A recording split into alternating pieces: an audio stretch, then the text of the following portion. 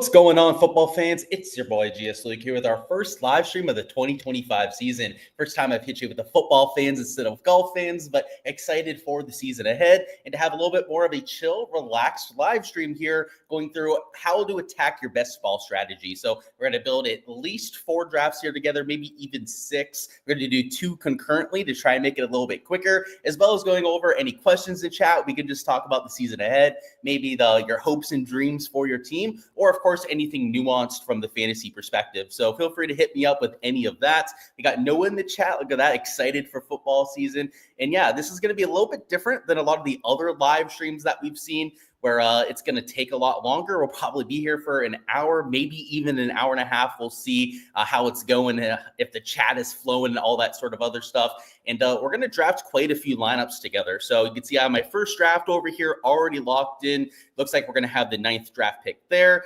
And we're going to add on top of that, we're going to do 2 concurrently. So it's going to be quite a bit at the same time.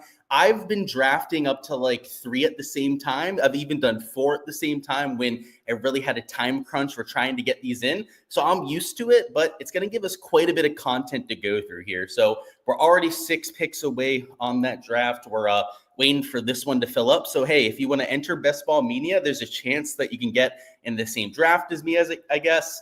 And we can go head to head if you guys want to do that sort of thing. But welcome on in. Say hi if you guys haven't already.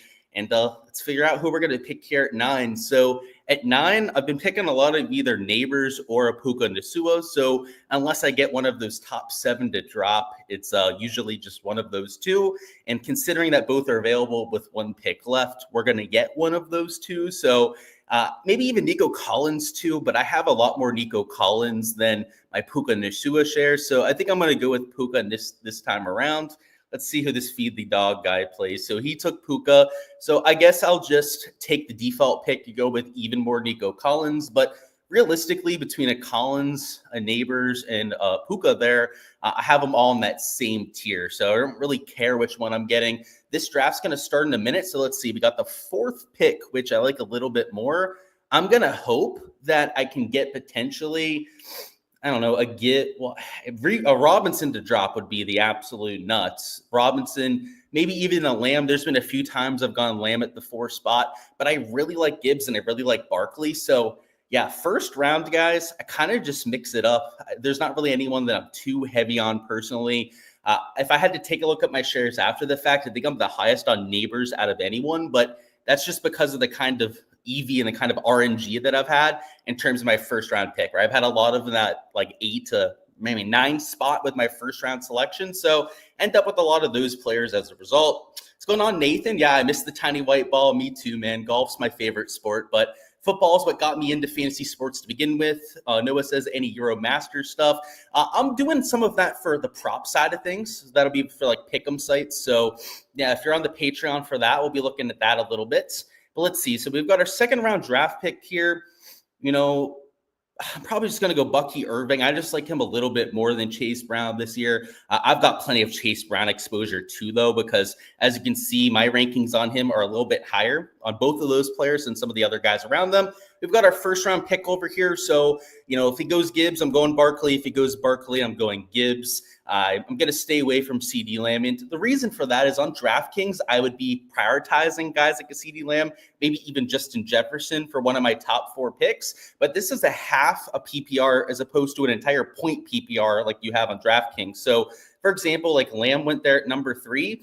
I'm totally fine going with the Gibbs, even a Barkley in this sort of spot, as you don't have that same sort of emphasis on getting those receptions. So especially like a more rushing heavy running back like a Saquon Barkley is a little bit of a better player on this sort of a site. So we're going to go with Barkley over there. We don't pick for quite a long time on that side. Speaking of the DP World Tour, that is a relatively decent field over there as well. So pretty excited to go through some props there. What's going on, Jose? Welcome on in. You got Bailey, says longtime golf content viewer, excited for the NFL. Yeah, I've been doing NFL just as long as golf. So it's hey, I guess you're newer around here, but glad to have you on board for this as well. He said you can't play these football sites in Ohio, but you wanted to say hi. Of course, and we're going to have some fun with this. Like I said, it's more of a chill live stream. We're going to talk about football in general here. The drafts are going to be more like the back content that we're using for it. And I've got 300 drafts to do. I've got the 150 for Best Ball Mania, then another 150 to do on DraftKings.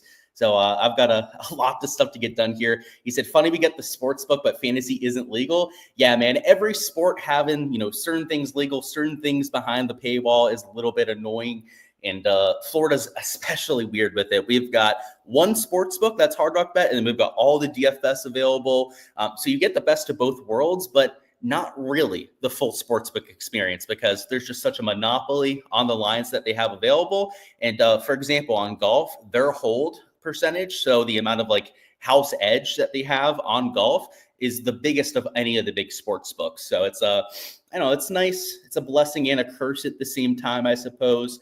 But we'll see if that improves over the next few years or whatnot. So we're 2 picks away here from our 3rd round draft pick. And I guess just to give a few thoughts on Bucky, I'm super high on him this year. Their offense in general is one of the more productive in the sports. Given the fact that he'll probably take on more carries this year is why he projects so well and why I emphasize him so much. At this spot, I usually don't go 2 running backs before I have a second wide receiver.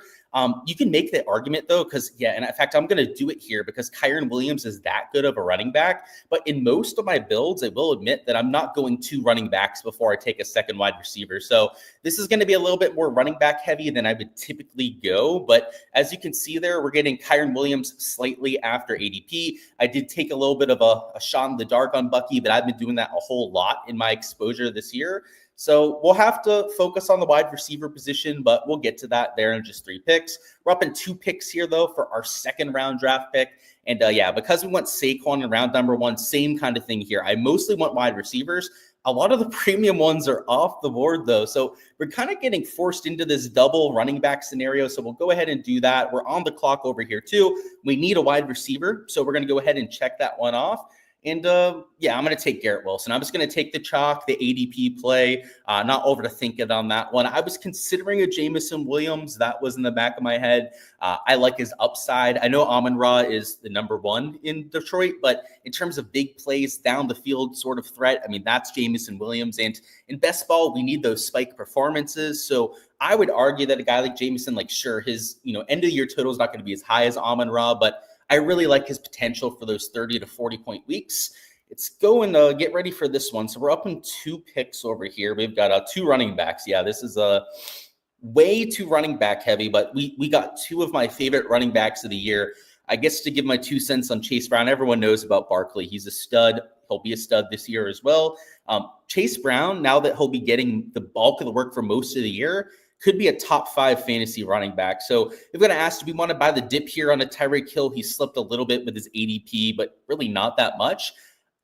I'd prefer to go Josh Allen. I'm okay taking an elite tier quarterback if I'm taking them around their ADP, if not a little bit better. And you can see with him, we got him, it looks like just at his ADP. So like I said, I'm totally fine taking that. I think there's such a big difference between your Josh Allens, your Jane Daniels, even your Jalen Hurts, your Lamar Jacksons, compared to the rest of the quarterbacks to where they're worth taking, like at least the first 3 of them, especially Jalen Hurts. I have a whole bunch of him this year as well. Really high on the Eagles in general, again, in 2025. But after that, like that next tier down, I think is completely overrated. So you're going to see in like my exposure right now, and it'll probably end up by the end of the year that way, is that I'm much higher on the elite tier quarterbacks than I am that second tier down.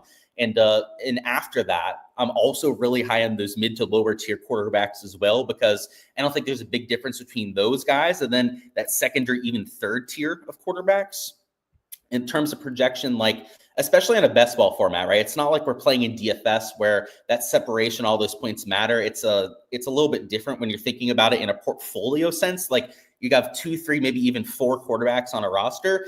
We've got a 2 and 2 going on here. This is a no-brainer for Zay Flowers for me. Zay Flowers, one of my best projecting plays there. And because we're so running back heavy, we have Bucky Irving, Kyren Williams. We're using them almost every single week. At least we're hoping, right? And this sort of lab to be using those kind of players every single week. We're really going to try and build around our wide receiver core. And because we started with Nico Collins and we've got Garrett Wilson, Zay Flowers there, I mean, I'm really liking the core here. I mean, we're getting some decent ADP values, which is is decent. And it's on players I like for this year. So that's a good little combination. Let's see. So we're going to be picking here in 2 picks. I would go quarterback or tight end, but none of them are towards the top end of my rankings, and I will never force it that much.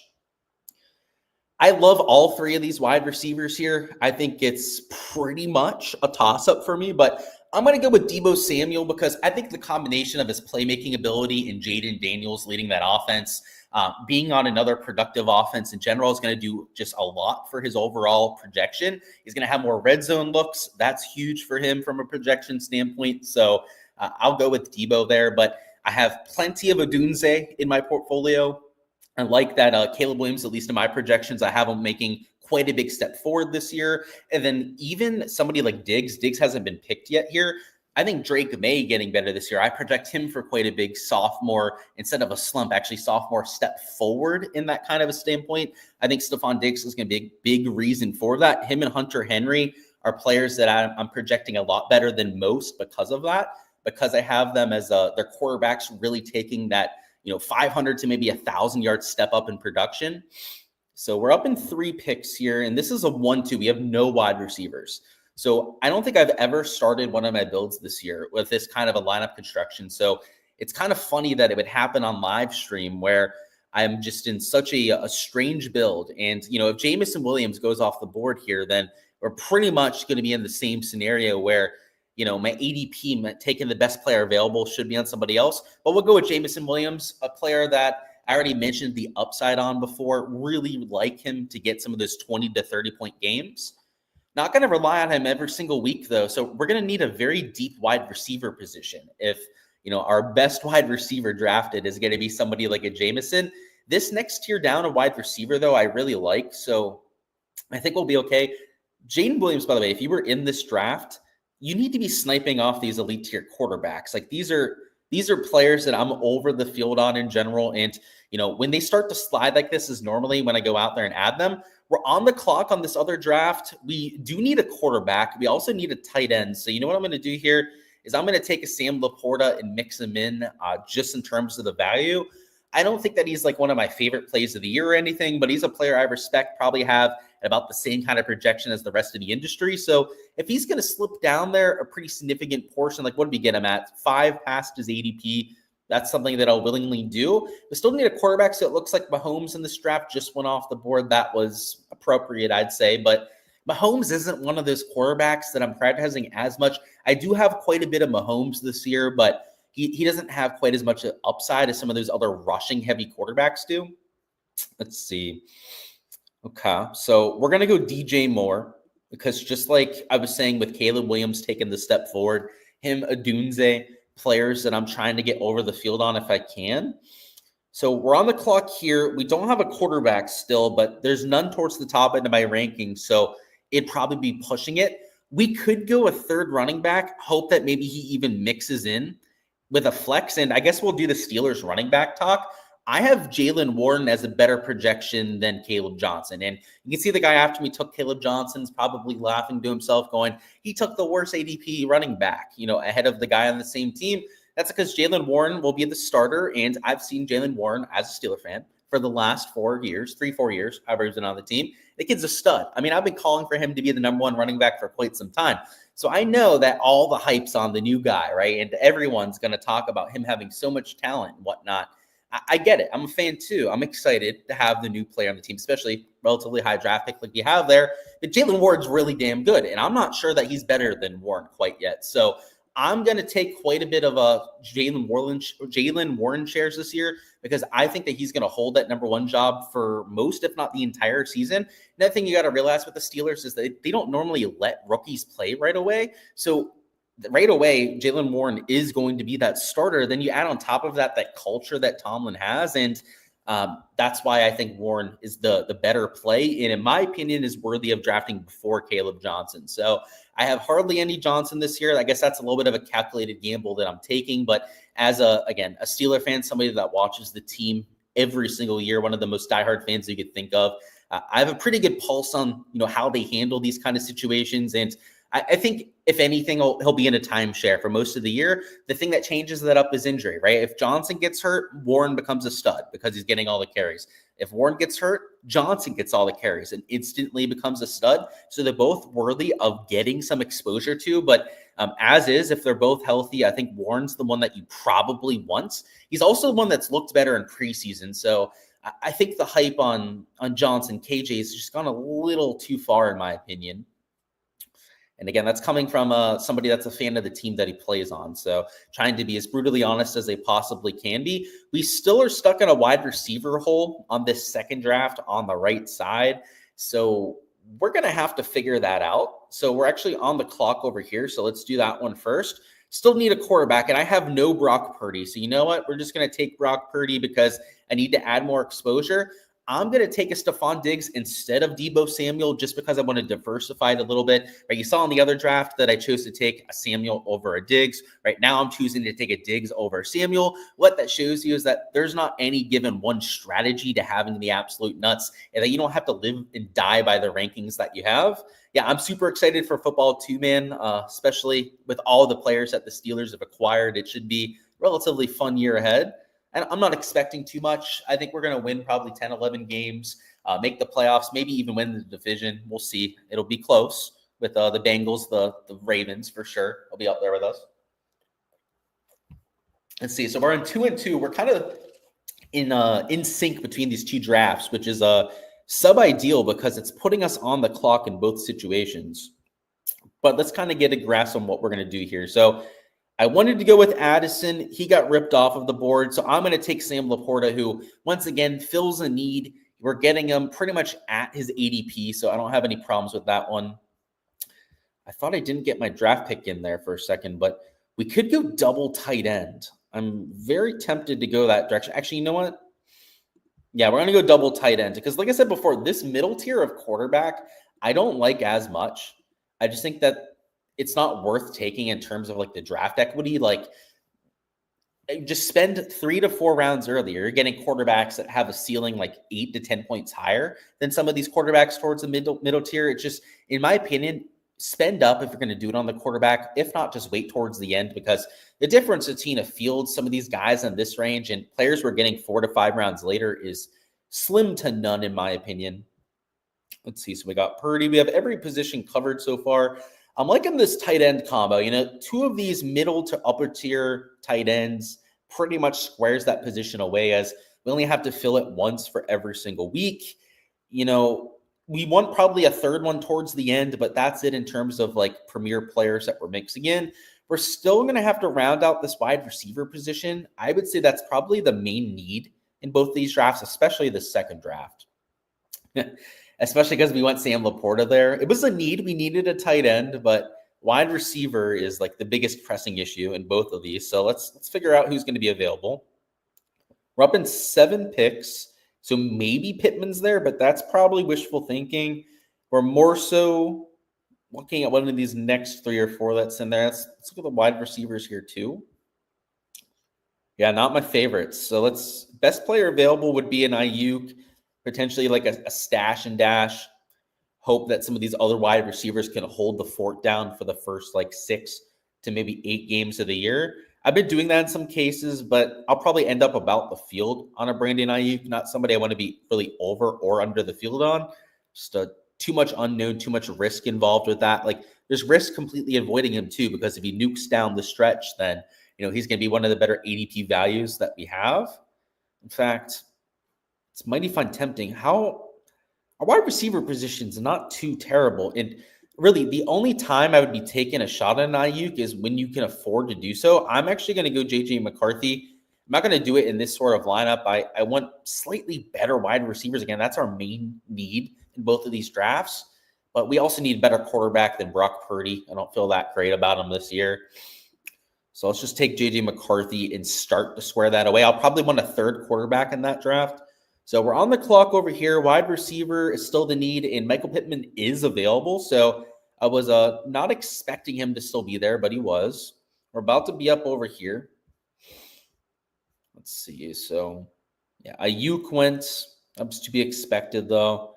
And, yeah, I mean, There's a bunch of running backs here that I have projected better than some of their counterparts. I kind of want to go to Hollywood Brown because that's what we need, but I'm going to go with an Austin Eckler. So I've been drafting a lot of JCM this year. So he's the better Washington running back that you have in the mix.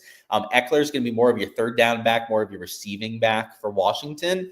But Austin Eckler, I think, is going to be a solid fill-in candidate. So when these guys have bye weeks, when one of them ends up getting injured, dinged up for a couple weeks, Eckler is going to be huge for that. He's a relatively high floor player in terms of fill-in running back. So that's the kind of role that he fills. And obviously, if JCM got injured or traded, a lot of crazy stuff happens. Maybe even Eckler gets traded to a team that needs a running back, then he could be really valuable that way as well. And especially on a site that has the half a point PPR, it'd be better on a full PPR site. But that half a point PPR is massive for a player like him. That could sometimes get you like 4 to 5 receptions in a game. And that's not even as a starting running back. Sometimes it'll get you those 4 or 5 receptions out of the backfield as a backup. So we're ready to go on this one. I'm not against going with the double tight end setup. Just like the other draft that we had, going 2 of these like average to slightly above average tight ends is something that I'm doing quite often because it squares away the position. Again, maybe add on the third one towards the very end of the draft to give you a little bit more depth. But having 2 solid tight ends that'll give you a floor is giving you those 12 to maybe 15 fantasy points every single week that you're hoping for. So it's not one that you're going to see me taking 4 players on. Like 3 is usually the max. And to ensure that you don't need 4 tight ends in your roster, having 2 of those middle to even slightly above average ones is the way to do that. We're up in 3 picks over here. So wide receiver, wide receiver, wide receiver. And you can see since the last time we picked in this draft, not a lot of them have gone off the board since they were so far down in those ADP values. I'm going to take a Hollywood Brown here because he's got one of the best quarterbacks in the league throwing him the ball. And of course, being Patrick Mahomes. And I know the numbers didn't look great on him, but he was returning from devastating injury. It was mid-year. He didn't really have time to get the chemistry down with the offense. I'll give him a bit of a pass, especially because he was such a high upside player before the injuries kind of derailed him. Now, are we expecting him to be that same sort of player? Of course not, because he'd be a top 5 round pick if he was going to be that kind of player. But down in the 13th round, I've seen crazier things unfold before. So we'll do that to start to help us with his wide receiver depth. By the way, I've been taking a metric fuck ton of Amari Cooper this year, and it looks like somebody already took him in this draft. That is highly surprising because a lot of times he was surprised lasting until like around 18. I'm trying to figure out when he got drafted here because I didn't see him on the board, and that's just kind of like wild to me. Unless maybe I scrolled past where he was. Let's see. We're on the clock, though. Still probably looking at wide receiver, but there's none there that I really want to get to. I could just let it draft best player available, which would be another running back. Let's go Najee Harris. So Najee Harris, we just got the reports that he's not going to be put on like the PUP list, the physically unable to perform list, or he's not going to be put on the IR, which doesn't mean he's going to be back for week number 1, but it does mean that he's at least tracking to play relatively soon. So we'll do that. We'll take a 5th running back. That's a lot, but that is more than a strength now. That's one of the better running back led teams that I've ever put together. I'm starting to think that I want to take a Justin Fields here just because it's such a good value. And in fact, we're going to do that. Justin Fields is a rushing heavy quarterback. He's not going to be as consistent as some of the other ones that we have on the slate, like your Josh Allens, your Jaden Daniels. They're going to be posting like 20 to 25 point weeks every single week. But every now and then, Justin Fields is going to do so. So we already have a Josh Allen to lead our team, right? He's going to be scoring our quarterback points vast majority of the time. But when Justin Fields goes batshit nuclear and scores 2 to 3 rushing touchdowns, it's nice to have him on the roster too. So that's how you have to think a little bit differently in best ball than what you do for your season-long leagues, because Justin Fields isn't nearly as good in a season-long league because of the fact if he has a down performance, you actually have to eat that. Whereas in a best ball league, you don't have to eat it as much because you're going to have other players that can just sub in at that same time. So let's use him there, especially because he kind of fell to us. I'm okay with a running back here, and I don't have much of this rookie. I'm highly considering it. I hear these, look at that. He just went off the board, so that takes that off of it. I'm considering a Bigsby too. I don't have as much Bigsby as I want. If not, I know what we're going to do, but I don't want to. I guess I'll just say I'm probably going to go Ayuk if he ends up going with Bigsby in front of us here. Oh, shit. We're on the clock here.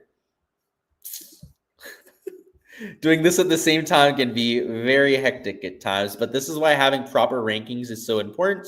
We're going to go with Wan'Dale Robinson. He's not a sexy pick, but he does fit that position of need that we need there. And yeah, we were only at 5 wide receivers this deep into the draft. So we're really going to have to start hammering those home. We have some good top level ones, like getting a Collins, a Wilson, and a Flowers on the roster was nice, but it kind of fell off afterwards because we were focusing on some of those other positions.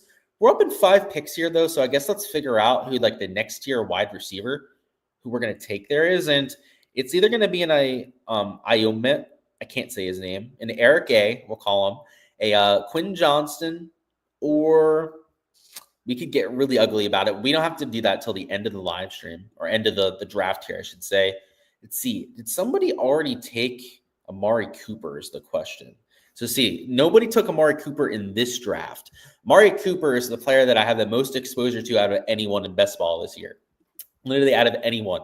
Because in my opinion, he grades out as like a 15th round pick, but no one's drafting him. So I'm being able to take him sometimes in the 18th round. And if he's still around by the time we get to the very last draft pick, I've just been drafting him and then moving on. So I'm going to take in, I guess his name's not even Eric. Golly, I can't even say his name right at all. But Mr. Aomanor, I guess, he's the rookie that's going out and playing well with Cam Ward. So I like the kind of chemistry, at least the reports of that chemistry that we've heard from some of the reports. And of course, Ward with his big arm, if he can find a big time wide receiver, a very athletic wide receiver like you have there, that's upside. Doesn't mean he's going to get there. It's a very high risk play, but I like putting athletes up with quarterbacks that can push the ball way downfield. Sometimes that can lead to electric players like Deshaun Jackson when you put him with a big armed quarterback, right? He'd put up some pretty good stat lines. Like maybe he could be that sort of guy. So we're in what? We're in the 14th round of this draft. So we're lagging behind significantly in the second draft. And I know we started it a little bit later, but to be an entire 4 rounds behind it's like Patrick Cantlay paced on the second one. We've got some absolute bots that don't know how to draft and that are just taking their sweet old time in this. Let's see. Do I like Metcalf this year? I'm okay with it. I will say that Steelers' number 1 wide receivers normally underperform from a fantasy perspective, unless you're Antonio Brown, and that was with Big Ben. But it's different this time now that they have an Aaron Rodgers. So I'd say I'm at like a 6 out of 10 on him. I think that he's going to fit the mold quite well. And a lot of the times, the Steelers, it's hard to say that they don't really always make number 1 wide receivers look good, because when they leave the Steelers, then they suck even worse. So I guess they do kind of like make them look better, but you usually don't have one that's like outside of Antonio Brown that's really that viable from the fantasy standpoint. Okay, so I'm okay going running back here, and that's what we're going to do. I'm going to take a Nick Chubb. Nick Chubb, in my opinion, being projected a lot lower than he should be. He's going to be playing a lot early in the year with Joe Mixon sidelined. We still need wide receivers here. So I'm going to go Diami Brown. I'm surprised that Brown was still on the board. It feels like people are kind of warming on Brown towards the very end of this draft process. So I would not have expected him to still be there. I'm okay going tight end as our last man in, but we'll have to see who's still on the board. We're live to go Najee here as well if we want to. And a couple other players I'm really high on. I already told you I like Nick Chubb quite a bit. Especially because of the early season load's going to be good. And there's a chance, by the way, if Mixon gets hurt again, that he could take on some of that late season load as well, which is what we need to take down something like Best Ball Mania. But early in the year, Nick Chubb's going to be massive to have from that Texans offense.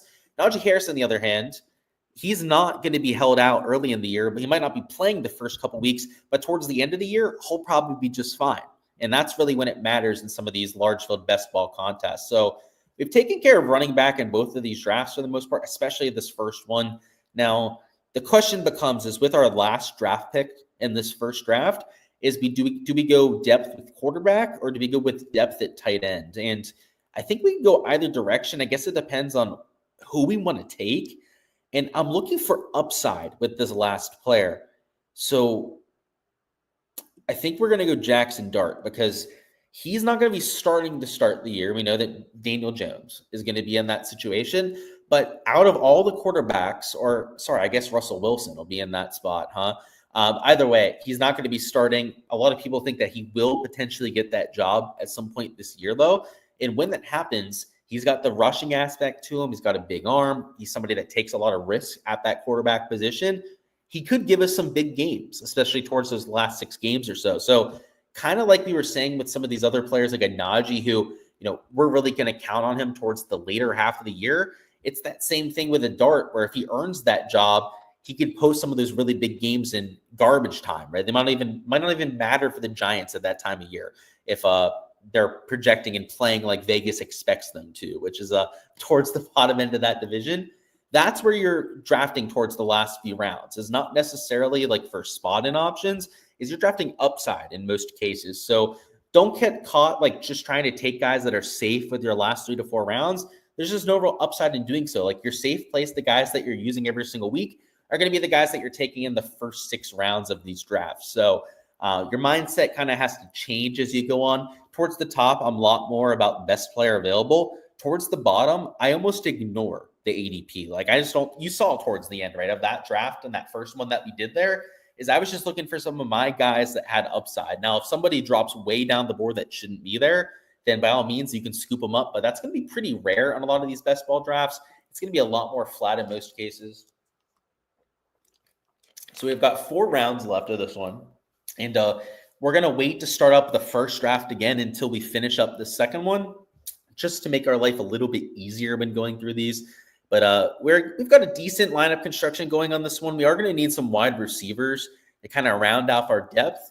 I do like Drake May this year. So if Demario Douglas doesn't get taken there, I will scoop him up as a slight ADP play. And he actually got taken there, but I would be okay with Romeo Doubs as well. Dobbs is going to have a bigger role to start the year because of all the injuries to the wide receiver core in Green Bay. And he's one of the more PPR heavy wide receivers that they have on that team. So, if he gets off to a good start this year, there's a chance that he earns more reps and more opportunity with Jordan Love as a result. So I like how that one could snowball in our favor. And he could earn more opportunity as a result of that. So I'm going to take a calculated gamble on some Dobbs shares for this year. So we're at 6 wide receivers, 2 quarterbacks, 2 tight ends. I will say I feel pretty good about a quarterback position because of Josh Allen. I mean, he was one of our first few rounds. We really invested into that spot. So I don't know if we need 3 quarterbacks because of that. We could go another tight end. I'm not against that, though.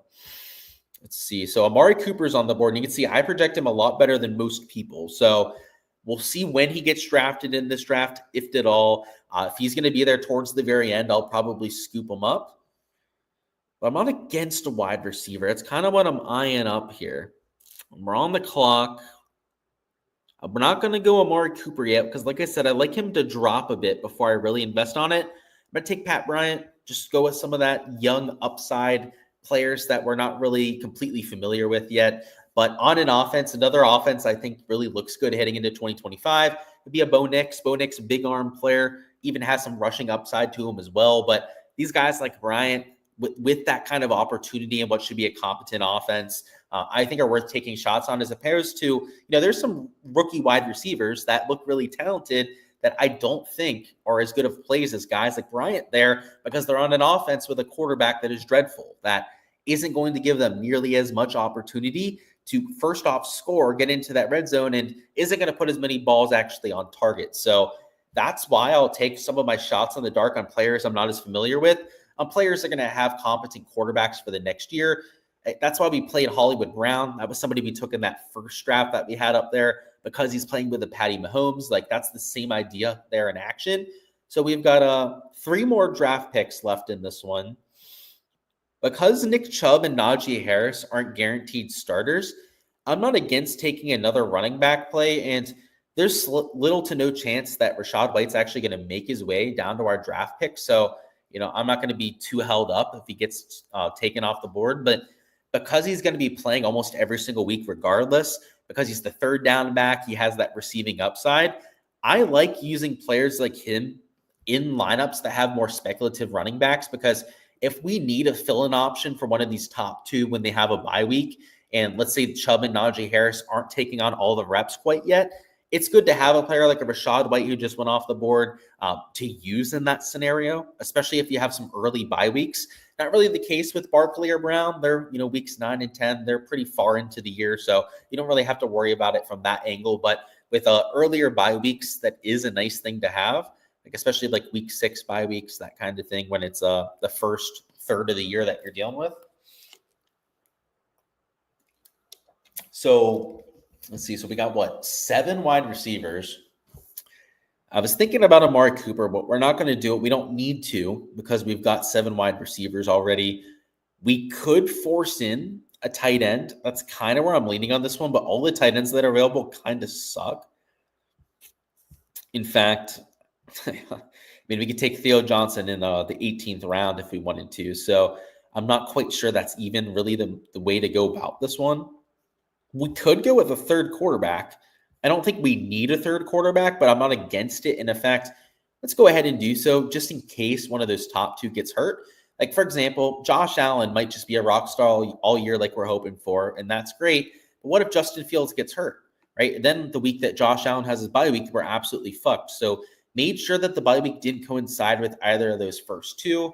And it gives us a chance to not really stretch too far down the board on a player. Like, because if I wanted to go to a tight end, I would have had to draft somebody a round or 2 earlier than most times I was getting to that sort of player, which if I can avoid that, I try and do it. Auto drafting is probably the worst thing you can do, but that's probably the second worst thing that you can do is doing a little bit too much of a reach down the board. Like, it's okay in moderation, but you shouldn't be doing it too much if you can help it.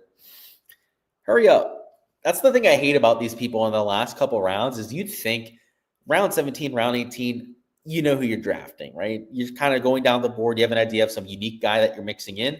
Don't make everyone wait for your stupid ass. So that's my gripe with some of these drafters is that they're completely brainless at times. And I had a draft earlier this evening that I was doing where it only ended up taking 20 minutes to go through the 18 rounds. So if we could have more like that, that would be fantastic. Well, we started at 8 p.m. and it looks like it's going to take us about 40 minutes to get through these two drafts.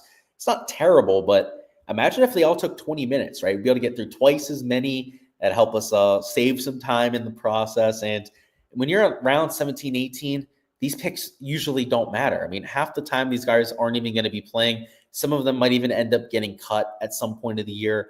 Like, just take upside, try and find some players that if they get playing time can take advantage of it. That's, like I said, a Jackson Dart's not a terrible player at all in that kind of scenario. So for our last 2 picks here, or last pick, I should say, we only have the one last draft pick to work with. I'm thinking a tight end's not a terrible idea, just because like a Laporta, a Kelsey, they've had some injuries pop up, especially Laporta, over the last couple years.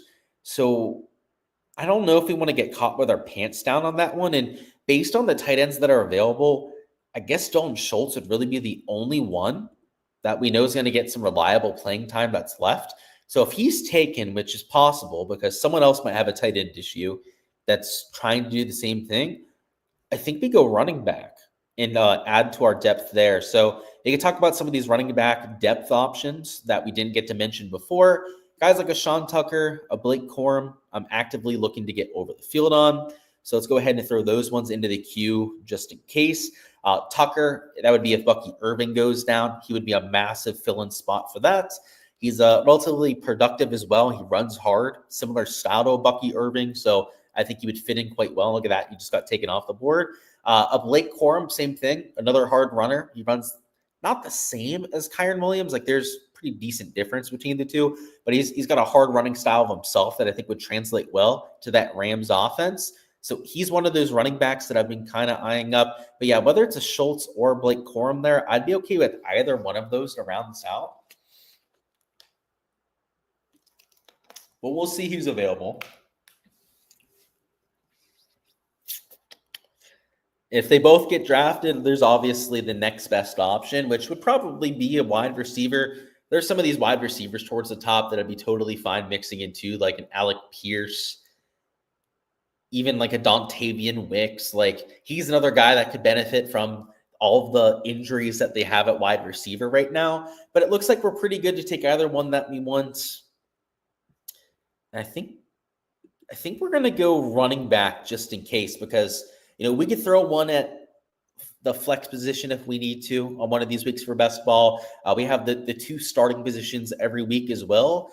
Probably not a bad idea to have 5 running backs on the roster. So those are our first 2 drafts of the live streams nailed down right there. What we're going to do is we're going to do another 2 here on the live draft, but I'm going to take a couple minutes just to first off use the restroom and to also say hi to my mom. Because if you guys can't tell, I am not at my house right now. I'm actually at my parents' house where I grew up down here in Florida because my AC is not working. In fact, it's getting replaced tomorrow. So I'm staying here, making sure I'm not frying overnight, that sort of thing. So I'm going to go ahead and put a banner up on the screen, give people a PSA about this.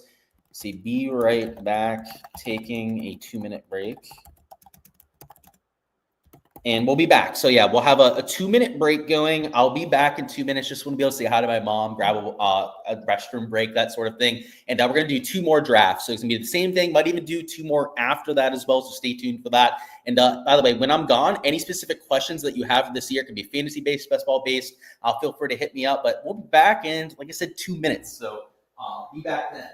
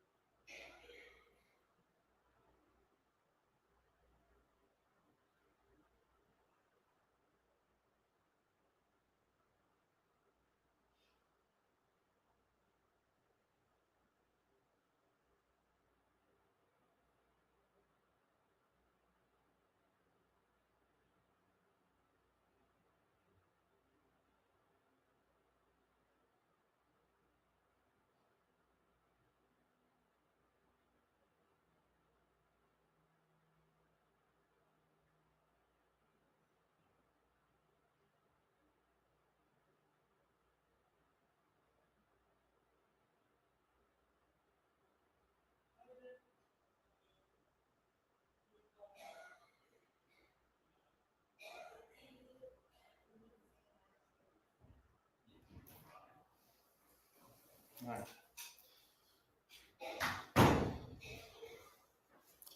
Alrighty, we are back. Let me go ahead and take this little banner off the screen and we'll hop into the second half of this draft.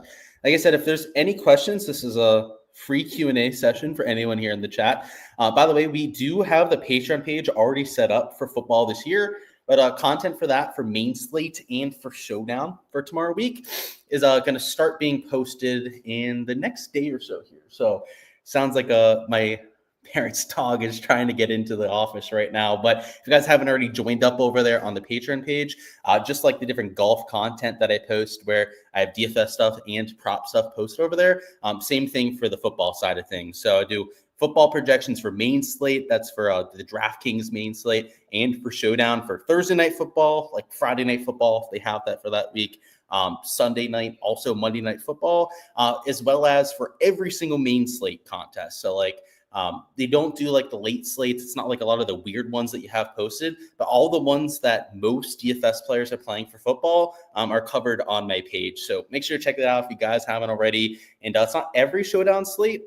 It's the main ones. So like, for example, like sometimes on Sunday, they'll have like an added Showdown slate, like at 4 p.m. Those ones aren't covered over there, but like the main ones are. Like I said, like Monday night football, Sunday night football, Friday slate, if they have those, like they have for tomorrow's, for next week's slate, all of that kind of stuff on there. So same kind of approach that I do for golf. It's analytics based. It's all based on the stats, that kind of stuff, not just making up stuff. It's all based on actionable data, and it's all easily portrayed by the process that we've got. So you'll be able to see that, be able to learn how I handicap football in the process. And I think you'll enjoy the content that we have over there. So check it out if you guys haven't already. There should be a link to it in the description of this live stream. But if not, if you type Patreon, which is Patreon space GS Luke DFS, which is the name of my YouTube channel, you can easily find it that way. But we've got the third pick here. I'm hoping we get Robinson. Probably not, right? Because like 99% of people here take Bijan Robinson. If they do take Bijan, it gets slightly more interesting because I have Gibbs and Barkley nearly identical. And you saw a couple drafts ago, we went with Barkley. So I might go with Gibbs this time just to kind of, spread out our portfolio a bit. And in fact, that's what I'm going to do. In this draft, it looks like we're at number 9. So we're, not the best draft pick there. It's going to be pretty similar to those first few drafts that we had, but kind of nice to have an earlier draft pick to mix into these first 4 drafts that we're doing. And I'm thinking we are probably going to do 5 and 6 after. It depends on the time. Like I said, some of these drafts I've done in 20 minutes before. So I'm hoping we get, some faster drafters, some people that know what they're doing here so we can get this thing kind of moving along. But we went running back there. At 9, we're probably going wide receiver because these top 3 running backs are for sure going to be gone at 9. And even McCaffrey, because his ADP is 7, he'll probably be off the board there. So we're probably landing on a Puka, maybe a Neighbors in that spot, which I love both of those. So totally cool on that. But we don't have to spend that much time there because we already know it's going to be one of those 2 players that we're taking. In 11 picks here is where it's going to get more interesting. You would think that because they went running back round 1, that we're for sure going wide receiver, but that's not necessarily the case. Because we're at 22, I mean, if Brock Bowers, who's ADP 18.5, if he falls to us, there's a chance that that could be the optimal play. But if not, A.J. Brown could potentially be there. He'd be somebody we'd be getting a slight ADP value on. Even like a Lad McConkey, he'd be about exact ADP, so not necessarily value, but like he would be an option that we could take in that spot. But we're 3 picks away over here, so I guess let's go over there.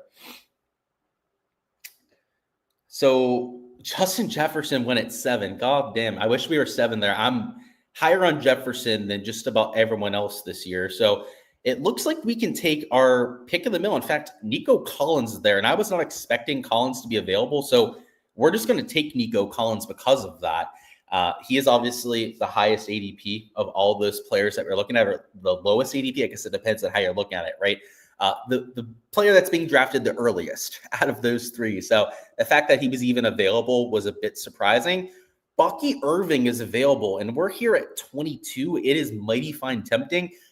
But because we went running back in the first, we're going to go Lad McConkey. And I love Bucky Irving this year. You saw me take him in that other draft because I have him projecting just so much better than some of these other guys. But for the sake of drafting in a responsible and fundamentally sound fashion, we're going to start trying to build up our wide receiver core a little bit earlier than round 5, like we did for one of those first few drafts. Let's see. So we're up in 1 pick here. We could go double wide receiver. If London's there, we'll take him. If not, we're going to go with Irving probably. I love him this year. I'm trying to get as much Irving exposure as I can. We're actually on the clock over here first. And we could pretty much take whoever we want. And I'm going to throw in a Tyreek Hill. And that's even with him a bit banged up right now. But it's just because it's Tyreek Hill. And we'll take Chase Brown here as well. Because I already took enough Bucky Irving exposure. I like Chase Brown as well. I don't think I have as much Chase Brown right now as what I have for Irving. And in terms of ADP, it'd make a little bit more sense to go with a Brown in that scenario than going with a Bucky Irving. So we'll do that. But just know that Bucky Irving most times in that scenario is the player out of those two that I'm going with. Let's see. Let's get that banner out of there. So we got one running back, two wide receivers. Not terrible. One running back, one wide receiver on this other one. And we're 13 picks away in both of them. So we have some time to strategize on both of these, on what we're going to do next. I'm probably going wide receiver in both drafts just because, like I said, on the first half, a lot of my drafts don't look like those first two, as I'm more so going wide receiver heavy and then investing in some of those other categories. So we'll show you what that looks like with these two drafts, just to keep it a little bit more straightforward. I'm thinking we're going to be landing in this range with our next pick, which is probably putting us on maybe a Mike Evans there. So we'll put him down as our main target for right now. And then in this draft, we've got 10 picks to go through. And yeah, like I said, I want to be wide receiver heavy. So maybe a Jameson Williams. Could be a bit of wishful thinking, but we'll see if he's still there at, what are we picking at, 35 or something like that. We're at 33 right here. So we might be able to beat Mike Evans here, actually. I thought we were closer to 35, but I miscounted. Must have had a few draft picks happen ever since I was cross-referencing the tabs. But there goes Mike Evans. Okay. Kyren Williams. I know I don't want to go running back heavy again, but if they twist my arm, I'm not against it. Jane Daniels got taken. Marvin Harrison is sitting there as well.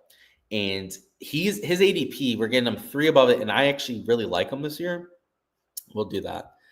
He's not sharing a bye week with any of these other players that we're taking, and I actually have him rating out better than his ADP. So the fact that he fell past his ADP is almost a no-brainer on that one. So Jameson Williams is still there. If he gets taken, I'm taking Jalen Hurts. That's a pretty simple one for me. I love both of those plays. Neither one really stands out either. I'd be okay with either one. But let's see who this guy takes. So he went with Cortland Sutton. Pretty decent pick there. I didn't think Jalen Hurts was going to be available. So I think we have to take him. Yeah, we're going to take Jalen Hurts on that one, just out of principle. Best player available on some of those elite tier quarterbacks. That's what I do, as I was mentioning before. And the fact that Xavier Worthy is still on the board is mighty fine surprising. Xavier Worthy's ADP has been soaring ever since the news of Rashee Rice having that suspension for at least 6 games. I mean, it could be more than 6. It could be up to, I think, 10 games, they were saying. Let's throw in Devonta Smith into this lineup too. So I feel pretty good about the way our wide receiver cores are coming together because we've really invested in them over the last few rounds. This one we got McConkey Hill. If he's healthy, I feel great about it, but that's a big question mark, of course. And then, of course, Devonta Smith is a pretty good second-tier wide receiver. This, too, we've gotten some guys that have slipped down the board a bit, especially that Marvin Harrison pick. I'm liking this so far. Now, we weren't able to correlate our first lineups or find any stacks, but if we can do that on these lineups, I'd like to do that as well. That's something that I've been trying to do as much as humanly possible here in 2025. And if you don't know what stacking is, that's when you take a quarterback, maybe 1 or 2 wide receiver tight ends from that same team, and you stack them up. And oftentimes you'll run it back as well. The last 3 games of the playoffs for the Underdog best ball, it's not the last week. So week 18, don't look at that game, but weeks, I think it's 15, 16, 17 are what they have for the playoffs. Knowing who that team stack is playing against those 3 weeks is also important because you can take that stack of the quarterback and a couple weapons and run it back with a player on 2 or even 3 of those teams that they're playing on those 3 weeks and try and get some correlation for the 3 weeks that matter the most. The first, 14, 15 weeks, you don't correlate it that way. Sure, that quarterback stack you do have some correlation on those like 2 or 3 players, but it really matters for when you get into those playoffs. So that's why you don't just want to correlate on your team, potentially for those last 3 weeks of the year. And again, remember, it's not week 18 because of all the bullshit that happens there. It's the 3 weeks before that you want to be focusing on from that perspective. So let's see, we got 1 running back so far. So running back is on the table here, but I do kind of want to stack up these wide receivers if we can. Egbuka, I don't think I have any exposure there, so I'd be okay with some Egbuka. So they took Pearsall. Why is Devontae Smith not being drafted? Okay. Well, I guess we'll take him in both. He's really fallen down the board. I know he's slightly banged up, but that's for week 1. Who cares, right? It's one of the 17, 18 weeks of the year. It really doesn't end up mattering that much. So I like a wide receiver, but again, running back is in play. So if we were going to go running back, for me, it would be Pacheco. You can see he's my top rated there. Or I'd go Jerry Jeudy. Yeah, we're going to go Pacheco. So Pacheco in that Chiefs offense, I understand why he's projected lower this year because his stats after returning last year weren't that great. But he returned early after breaking his damn fibula. So, I think it was understandable that he wasn't going to play to 100% capacity. I think he's going to look a lot better this year. It looks like he has a lot more weight on his body, which could be a big difference.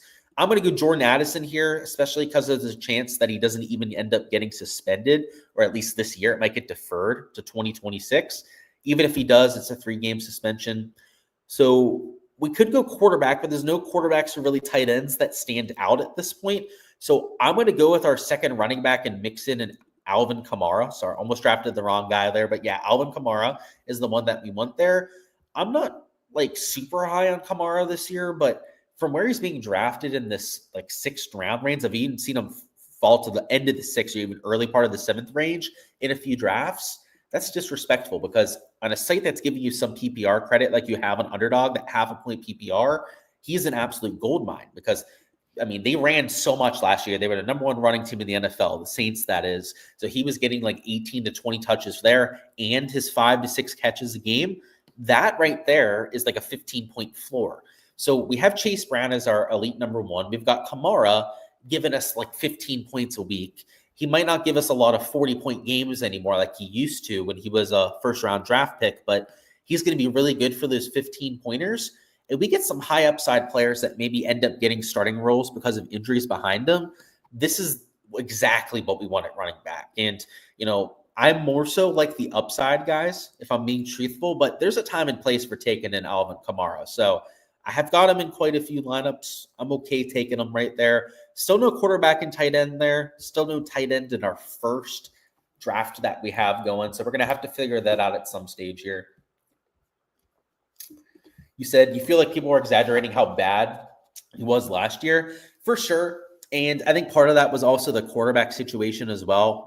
Kyler Murray not being healthy and 100% the entire year. So, yeah, we'll see 2026, 2025. I think the next 2 years for Kyler Murray and how he plays is really going to dictate the kind of fantasy stats that you see from Marvin. But if he takes the step forward that I expect, I think Marvin's going to post some pretty respectable stuff. So I'm okay with him falling in those drafts. That's like I said, kind of unexpected that he only fell 3 spots or 2 spots even because he's almost there at 31. But for me, that's almost too far because I have him projected at 25 to 27 for the year. So that's why it's a bigger jump for me. But for most people, yeah, I guess it's 2 spots isn't that much of a free fall down the board or anything. So we're at 4 picks remaining on both of these. Again, synced up, which is not the situation that we want to be in, but it's funny how it ends up working out that way in most of these drafts.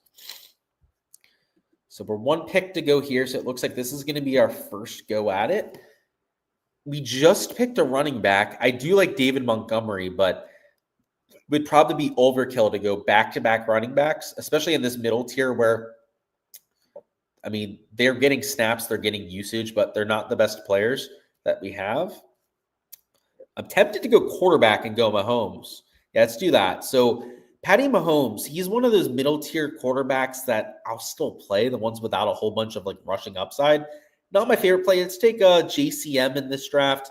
So Pacheco is a solid second running back, but JCM, is another high upside running back I'll take a shot on. Like, we just don't know how good he is at this point, but we do know that he's going to get opportunity because they traded Ryan Robinson. So, I'll take a shot in the dark on some of these younger guys. And the thing is about running back is they're replaceable.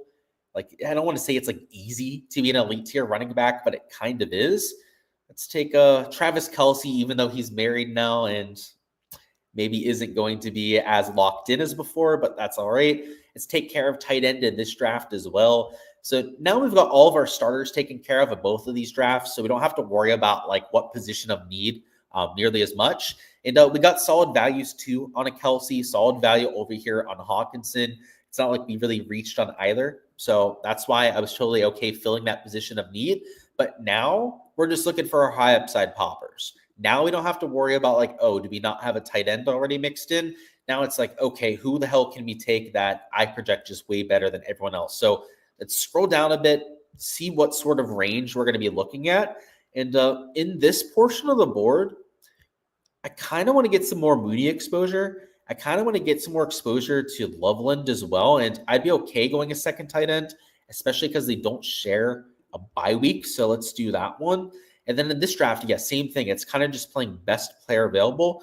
So let's scroll down a bit because most of those guys are going to get picked way ahead of them. Let's be honest. We could go a second quarterback, but that's probably not the play. Could even go a second tight end behind a Kelce. So I'm going to throw Njoku into the shopping cart. But yeah, I'm not sure about Marvin Mims. He hasn't shown a shit, and it's been quite some time at this point. If Christian Kirk is still there, I'm not expecting him to be. Maybe we go in that direction, but we've got those two as potential targets, these two as potential targets on this side of things. And I think we're going to have a decent chance at all of these targets that we have down here because I may have overestimated how far down the board that we had to go. I always forget that my rankings aren't exactly the ADP, of course. Like I actually changed them quite a bit for my personal rankings from what they have on the ADP. So it's going to look a lot different on my rankings on this list to the left than what all these other players are seeing themselves. Which, by the way, these rankings for Underdog are posted on my Patreon page. So if you guys want to reproduce them and use them there yourself, it is there if you're a member of my NFL tier. Let's see. So there goes Tripler and Triplet. So this seems a little sus, if you ask me, right? You have two people with nearly the same name in the same draft. Hopefully not the same person and hopefully not colluding between those two. I guess we'd have to see who they're both drafting to see if that's the case, but that'd be pretty annoying if that's the case. I think we're going to take J.K. Dobbins. I did not think Dobbins was going to be there, so we're going to take him. If Mooney or Loveland are still there in 5 picks, we can go in that direction.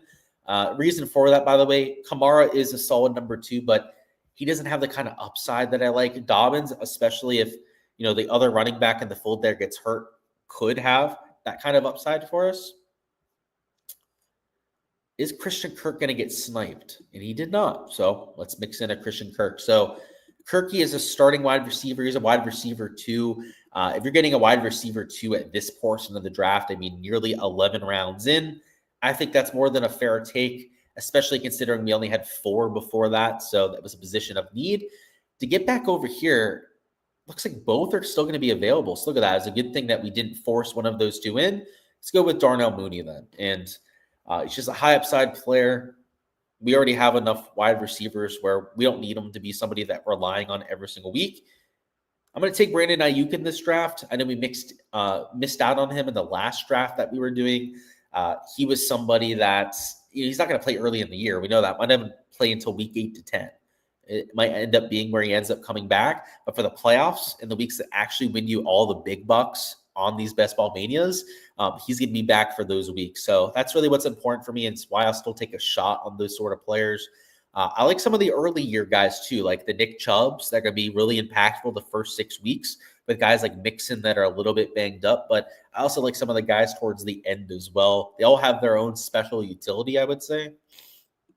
So it looks like this draft is going to be up next.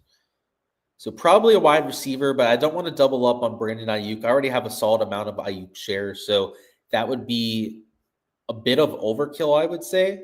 We could go running back, but it feels like we might be slightly reaching. If I would probably want to go down to either a Bigsby or maybe a Ramondre Stevenson. Stevenson has the more reliable share, I would say, out of those two players, just as he's technically the running back one for his team, whereas Bigsby, he might even be the running back one this year. I know he's starting the last preseason game, but him and Etienne is really like a 1A and 1B, as opposed to Ramondre, who is like almost undoubtedly the number one for that team right now. So I kind of want to go to Ramondre, but there's so many other players that we could take. Actually, I'm probably still going to take Ramondre because he's number 127 in ADP, and we're drafting at 129. So it's not like we're reaching on that, even if there are some other running backs that are maybe projecting a little bit better. So let's see. If he's still there, we'll take him. If not, maybe we go with Bigsby. He could always be our backup option. Let's see, the 2 trips back to back. Again, a little sus, but maybe they just have, a similar name and they're not the same exact person. We would hope at least that's the case. So we're up in 3 over here. Backup quarterback, backup tight end is in play with the spot. So we'll see how the next few picks shape up before we give away our secrets. In case anyone's listening, there's a chance that we've got some listeners in these streams. So CJ Stroud is still there. So for sure going to take him. He'll be our backup behind Jalen Hurts, who, CJ Stroud could be your starting quarterback on a roster. So I love him as a quarterback too, especially in case like Hurts gets hurt. Like obviously as a rushing quarterback, he's got maybe a little bit more risk for that. And then, I'm going to take Stroud here as well. We're going to take the same exact pick, pretty much coincidentally here. It's at the same time on both of these. We could go with a 4th running back. That's tempting, but I'm going to mix in a Demario Douglas just because wide receiver is in need on both of these drafts. And I already have a ton of Nick Chubb and Najee Harris, as we mentioned in this first few. And we talked about doing correlation, but I think that ship has probably sailed at this point. We could do some Houston correlation. So we have a Kirk. We obviously have a Stroud in there as well. We weren't able to get Nico Collins early, so it's not going to be easy. Maybe we can go with a Dalton Schultz and hope that Kirk has the big week and call that a stack. Hurts, that's also like maybe we could get a Dallas Goedert and go that direction. In fact, that feels like a better stack, but Goddard just got picked, huh? Because it doesn't look like he's on the board right now. So yeah, that's unfortunate. Not going to be able to take either of those stacks for that one. See what we have over here. So we could maybe go a Casey stack. Do we have? It was the other draft that we had Kelsey on. I thought maybe we had Worthy and Kelsey together. It's hard to get these stacks in because you kind of got to hope that you have a piece or two to start off with, and then from that point on, kind of build around it. Unless you're super intentional about it ahead of time, which normally means you're reaching on players and doing it that way, it's tough to get it done. So like in this case, we also have Stroud, but this case, we do have Nico Collins in there. So we could go with Dalton Schultz here and call that one a stack. And then, KC one as well. Yeah, we don't have the Kelsey in there. You know what? I'm not against that as like our 18th round pick. Like we're not going to take Schultz now. Like he'd be literally a last pick that we take in that draft, but maybe that could be a little bit of a mini stack if we went in that direction. And I guess we could even do it over here too. So I'm going to throw it in there so we don't forget towards the very end, because it's very possible that I would forget to do that. It's super easy for it to slip your mind when you're trying to get these correlated lineups in there. Let's see. So we're decent on wide receivers there. We could have more wide receivers here. So we'll see if Hollywood Brown is still available, who, by the way, that could be a way to like kind of get a KC stack going. So we'll see if that one's doable. We're more okay on the wide receivers here. So we'll see what kind of running backs are available. Maybe even a Najee Harris. Not against him. But we're one away, so I don't want to get sniped on one of these two because it feels like that happens a lot. So we're going to go with Hollywood Brown. We're going to give ourselves that mini stack, right? It's not a premium stack or anything, but there's a little correlation between one of our quarterbacks. And then we're going to take a running back here as well. I told ourselves we weren't going to take more Najee Harris, but he fell to us. We were getting him better than ADP. a player that I'm high on that we're getting at better than his ADP, I just can't pass up. I'm going to take them almost every single time. And if we're not careful, our next draft pick is going to sneak up on us here. And it's time to start thinking about a backup to Kelsey. So maybe we go with an Ertz. We're already on the clock on this second draft pick, and it's the same thing. We've got to start thinking about a backup. So I'm going to go with Hunter Henry. So we're going to go with Henry, who hopefully the bye weeks don't match up. I was wasn't 100% sure on that ahead of time, so I was banking on that being the case. And then same thing over here, not sharing the same bye weeks, giving us that backup action. Zach Ertz with the Jaden Daniels. I like having a good quarterback with that good tight end combination. And then same thing over here with Hunter Henry. I think that Drake May is going to take a step forward this year. Whole offense in general, I think, is going to take a step forward, having Stephon Diggs in there as well. Players that I'm actively targeting for some of these lineups. So we're like round 14, 15 on this draft. And yeah, I think a little bit further in the first one, which makes sense, given that's the first one that we reserved. Now, if we go with Dalton Schultz in either of these lineups, it is going to be our third tight end. So it's going to have to make sense. Like, there's going to have to be no one else on the board that makes sense for us to make that decision. And Amari Cooper. So if you're watching this live stream and he's still Amari Cooper from me, I'm going to be pretty pissed off about it. But Amari Cooper is still on the board in both of these live streams, or both of these drafts.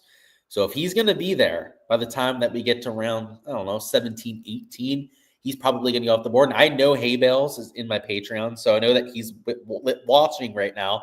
If you draft him, I'm going to be pretty pissed off at you, because you're only doing that because I said it. So there are a few of these people in here that I know are people that are listening right now. So yeah, don't be a naughty listener and do that to me. But we'll see if in one of these we can end up getting them off the board. We do need probably another running back in this first draft, so we're going to have to consider that one. In fact, is Hay Bales stealing anyone from me? Let's see. I don't think so, right? Maybe Warren when I was mentioning that one before, but I think that was in the other draft.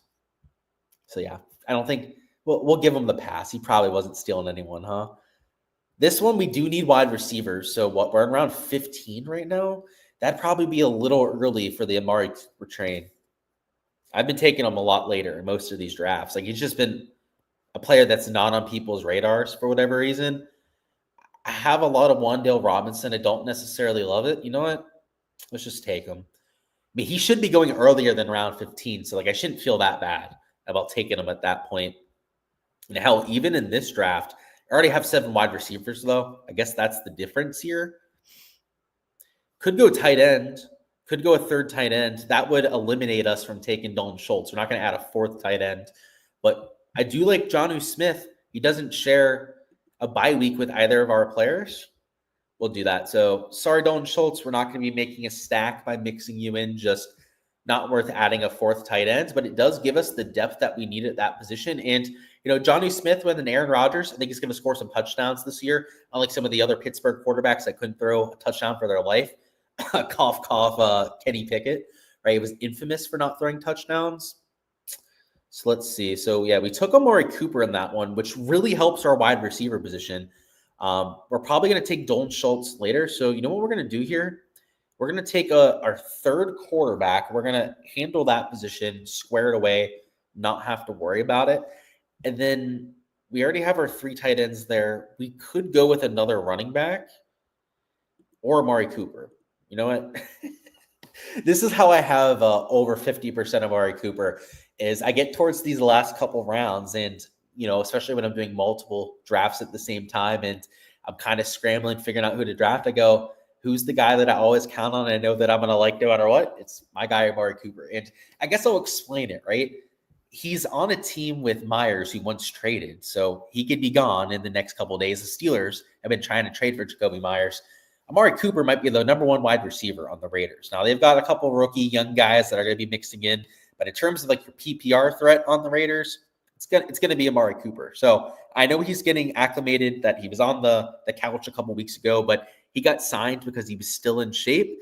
And last year when he played, he didn't play the entire year. A lot of you may remember that towards the very end, he was productive in the spurts that he was on the field. So if I'm getting a starter or a close to a starter level player towards the very end of these drafts, then like to me, that's a no-brainer, especially in lineups where like I'm dealing with wide receiver depth issues. Like if I don't have a whole bunch of wide receivers that I love, then that's the exact kind of lineup or exact kind of draft where I'll go for it.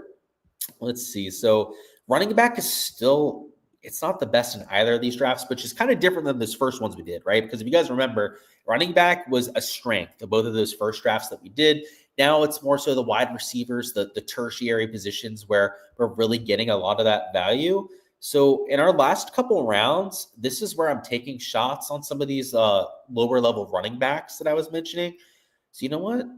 I don't have Bucky Irving in this one, so maybe we count on him getting injured or something, and Sean Tucker being that play in this draft. So let's do that one. And then in this first one, we're not going to take the same shot in the dark. So there went Jalen Wright. I was maybe going to take him banking on like an H-hand injury. Never banking, like never want people to get injured, right? Just for transparency's sake, but just for the sake of, value opening up. You know what? I'm going to take Tucker in this one. And then on this one, instead of taking Tucker, we're going to take Corm so that I can kind of mix it up a little bit, yet still accomplish the same thing. That's it for this draft. So this one is squared away. It's a 2-5-8-3. It's pretty typical of the builds that I do, especially if I have an elite tier quarterback. Oftentimes I'll only take 2. Sometimes I'll bump it up to 3, but really never 4 quarterbacks. The 3 tight ends is pretty typical for me. And then I went 7+ wide receivers in every single draft, if not 8 or 9 of them. In this one, we're at a 3-5-7-2. So we could go another tight end here. I'm not against it, but none of the tight ends really stand out. So I'm going to go with a wide receiver and, I guess twist my arm, let Diami drop a bit. He's going to be getting some playing time for Jacksonville, and he's a downfield wide receiver. So, I know that was our last pick, rounded off with essentially the same kind of lineup construction as what we had on this other one.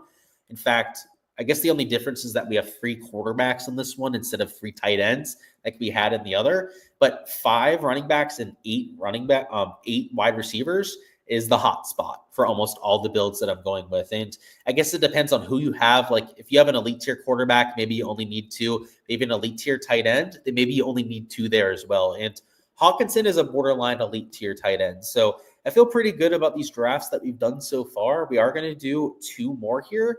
The only thing I'll say is that I really want to get some correlation mixed in. Like I want to be able to get a few stacks going, like maybe a quarterback, tight end, wide receiver going, and not like some like bootleg one that we were about to make. Like I know we didn't even finish it, the one with CJ Stroud, but like if it was Stroud and then Schultz as one of those players that's in that stack, that really doesn't count. So we're not going to count that as the stack that we're doing. And that's right. Your hay bales, right? I forgot that to see Bailey. But yeah, he said he wouldn't do that to me. That would have been really funny if you drafted him right in front of me, but it's happened in the past. I wouldn't be that upset about it. I would have been a little bit annoyed. You said Marv also gets the sorry ass Bengals ass defense. That's huge. Yeah, that week 17 is the one that matters the most. So I like the way that you're thinking about that. He said, is K9 and RJ Harvey solid to keep his running backs if you have Lamb and Nico as wide receivers? So K9, I'm, Kenneth Walker, I'm like, I don't know, like a 5.5 out of 10 on him. RJ Harvey, I'm at a 5 out of 10 because I honestly just don't know enough about Harvey. I prefer K9 over the Harvey side of that if you're trying to keep running backs as like a stash and kind of hope that they get more opportunity. The issue for Walker's health. Right? You never give him 25 touches a game because every time they have, he's crumbled like cheap piece of glass or cheap piece of furniture. That's the issue with him. But if he can stay on the field, I like that. And then RJ Harvey, though, I gave you the 5 out of 10 ranking because we don't know that much about him. That could also be a really good thing. He could also end up translating to the NFL better than scouts thought he was going to, and could be a value there. So I'm okay with those 2. I have more Walker than I do of RJ Harvey, though. And yeah, I ended up figuring that out, Bailey. It took me a second, and I wouldn't have blamed you too much for stealing them from me, but I would have been a little mad about you. But what we're going to do is I'm going to take another 2-minute break, guys. I will be right back. I need to take another pee, if I'm being honest with you. So I'll be back in a minute, and we're going to do 2 more drafts and then finish this thing up. So it'll probably be another 35, 40 minutes of this live stream. But again, let me use the restroom, and then we'll get this thing going.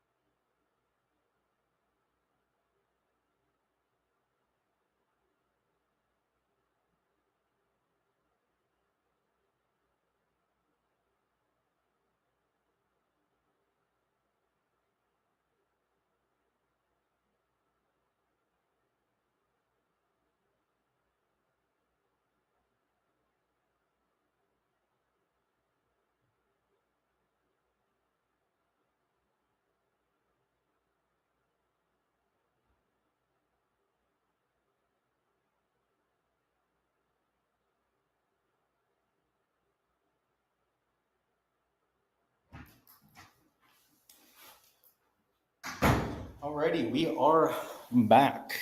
Told you to only take a couple minutes there. Let's see. He said, are they both going to be the $25 drafts? They are. So I'm assuming Terry's trying to get in there to snipe a few as well. Let's see. Yeah, it's going right now. So if you guys are trying to draft against me, I guess do it right the second.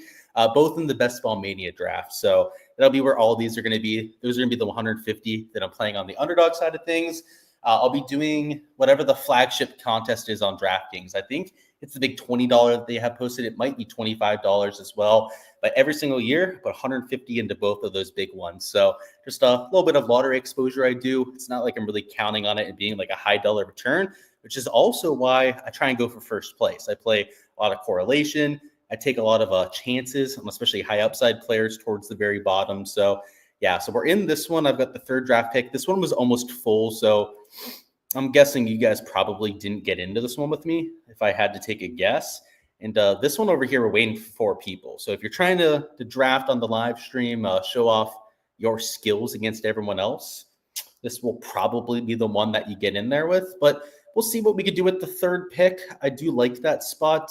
You know, if we can get a Chase or a Bijan to fall to us, that would be great. But certainly unexpected with the kind of ADP that we've seen. He said, you're a cheapskate.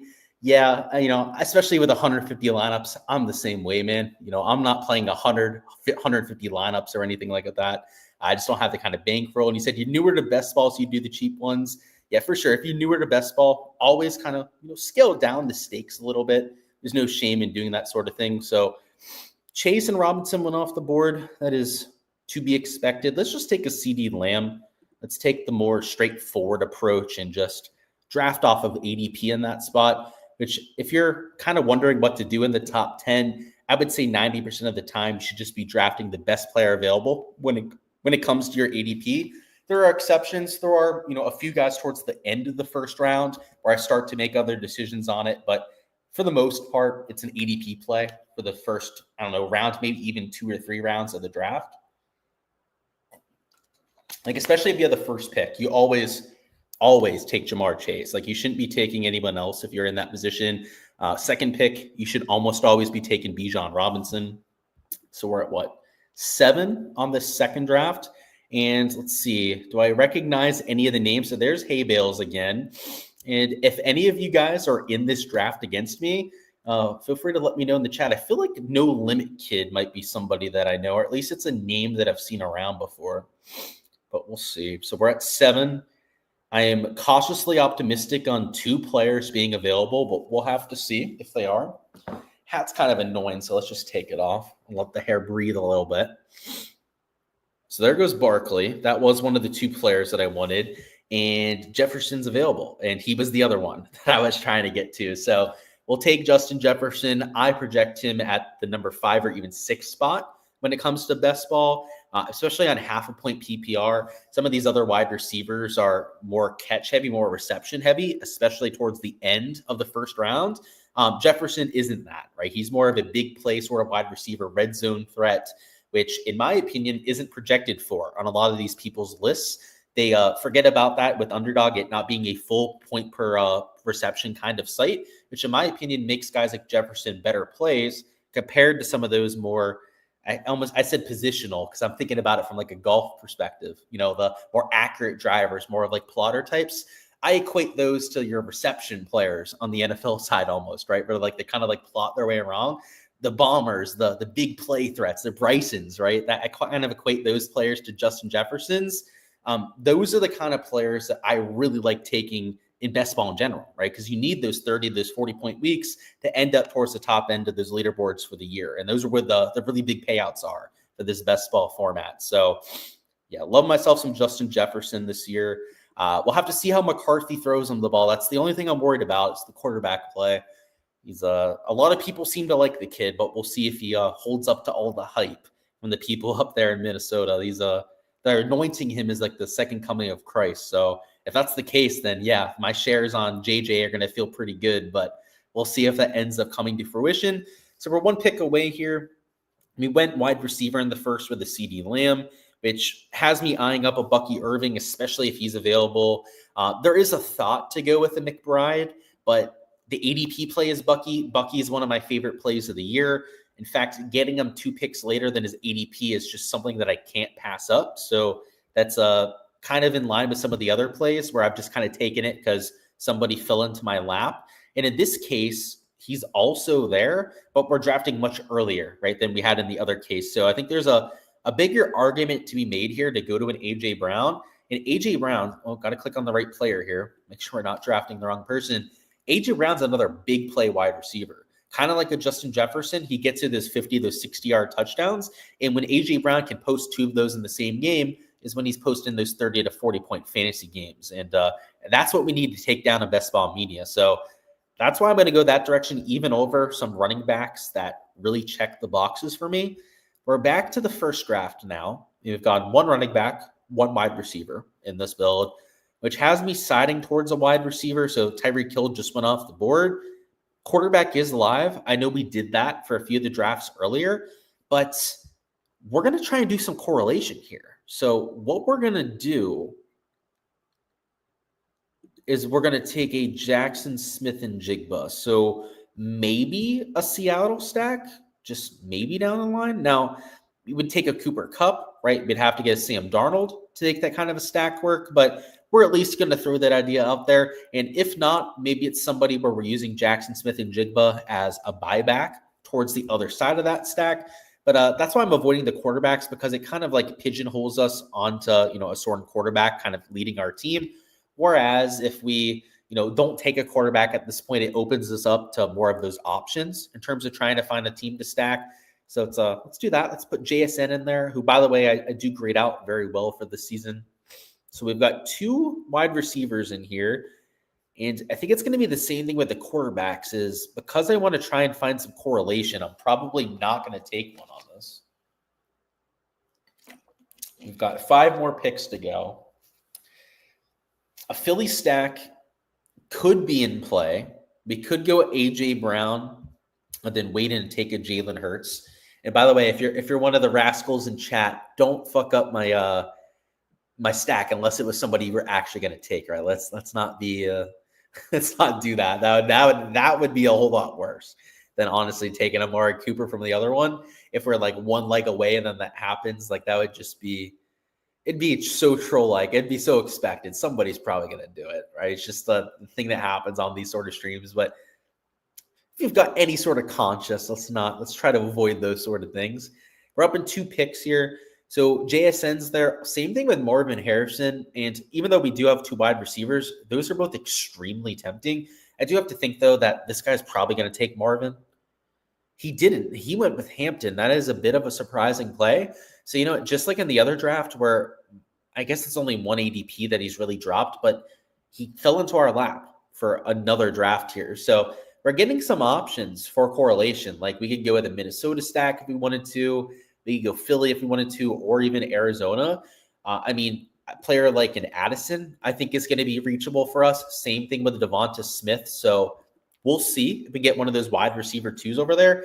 And then in the case of this, like maybe in Pickens, like I know we're 7 picks away, so like maybe we can consider doing a Dak Prescott stack in this first one. And even if we can't complete the stack, that happens a lot, right? Sometimes you end up getting sniped off of those, or at least going to try and build one to show you what that looks like. And ideally, you don't want to be fishing on these players too much. So that's why, like, if it doesn't end up coming together, then so be it. I'm not going to go fishing on these players like a whole round early to make it work. It's just not worth it in the long-term scheme of things. Like the correlation's nice, but it's not worth sacrificing your entire lineup over, if that makes sense. So we're up in 3 here. So I don't really see any options for correlation of these players that we have in this draft. Yeah, doesn't look like there's any real crossover. Like you could say that there's some between Kenneth Walker and JSN, but that's not really like a quarterback stack, right? That's adding a running back on top of it. Yeah, honestly, somebody took Pickens here. He took him early. Actually, he took him right at ADP, so I guess that makes sense. Probably not somebody that's watching. Let's see, he got drafted over here. So there goes Worthy, Adams, McLaurin. So this is where we could start to think about going in that direction and trying to pull off that sort of stack. but we'd have to take Hurts now. Like we're not going to wait on it, right? He's not just going to sit around forever. So you know what? We'll at least give ourselves a chance for it, right? We still have to have a lot of players kind of fall into our lap to make that one work. In this case, I don't really see anyone that's helping us towards a stack in other direction. So you know what we're going to do here? I'm going to take best player available. And to me, that isn't Xavier Worthy. Worthy is getting drafted a whole lot earlier now that you had the news about the Rice, right, not playing at least 6 games. And we got him after ADP, and that ADP is only rising right now. So we got even better ADP value than what we're seeing there in paper. So I like that one quite a bit. And then we're up in 3 picks here. So we've got to stay frosty. We're coming right along on this one. Yeah, still no real stack value, at least from the players that I see here. To speak of, at least at the wide receiver position, it doesn't look like there's really going to be that available. So we could go Kenneth Walker. And in fact, I think that's what we're going to do here because he's got a different bye week than Bucky Irving. That gives us a starting caliber running back that we can slot in there. And yeah, he's not my favorite option. He's not going to be one of the running backs that I'm the highest on this year by any means. But, you know, if I can take him at or even slightly better than ADP, right, 3 picks later than usual, then I'll do it, especially in a position of need. Like there's a time and place for me to get to him. So let's see. So there goes Devonta Smith. So yeah, that might be somebody that was listening to the live stream. Like I said, I thought I recognized that name before. If it was, then that's pretty annoying. If it is, I'm just going to search his name in Patreon. If it is, I'll just ban his ass. I don't care. Send him on his way. Don't give him the content that he's been paying for. It's all right. You don't need to be a paying member of my website if you're going to do that kind of thing. But let's see. So we have no running backs in this draft. That's becoming a slightly pressing issue. Not so much that I just like want to force in a running back, but my best players available also are the running back position. So we're going to go with the Chuba Hubbard. We could have gone with an Alvin Kamara, but I think Chuba Hubbard makes sense to mix in on that one. So we've got 13, 12 picks left on that first one. So we've got enough time there to kind of focus on this one beforehand. We could go another running back, but I do like some of these wide receivers here. And because there's only 7 picks to go, we'll probably have one of them available or maybe even a Pacheco to mix in. So one of those 3 or 4 players is probably who we'll use. You'll see down here, right? Rashee Rice, his ADP was closer to like 40, 45 to start the day. Now it's down there at 55 and it is dropping. So those are things to keep in mind. And look at this, like this slapdick just picked Rashee Rice, probably not knowing the fact that he's going to be out for a third of the year now. That news before, by the way, wasn't 100%. Like there was a chance that Rashee Rice was in litigation, not going to have a suspension.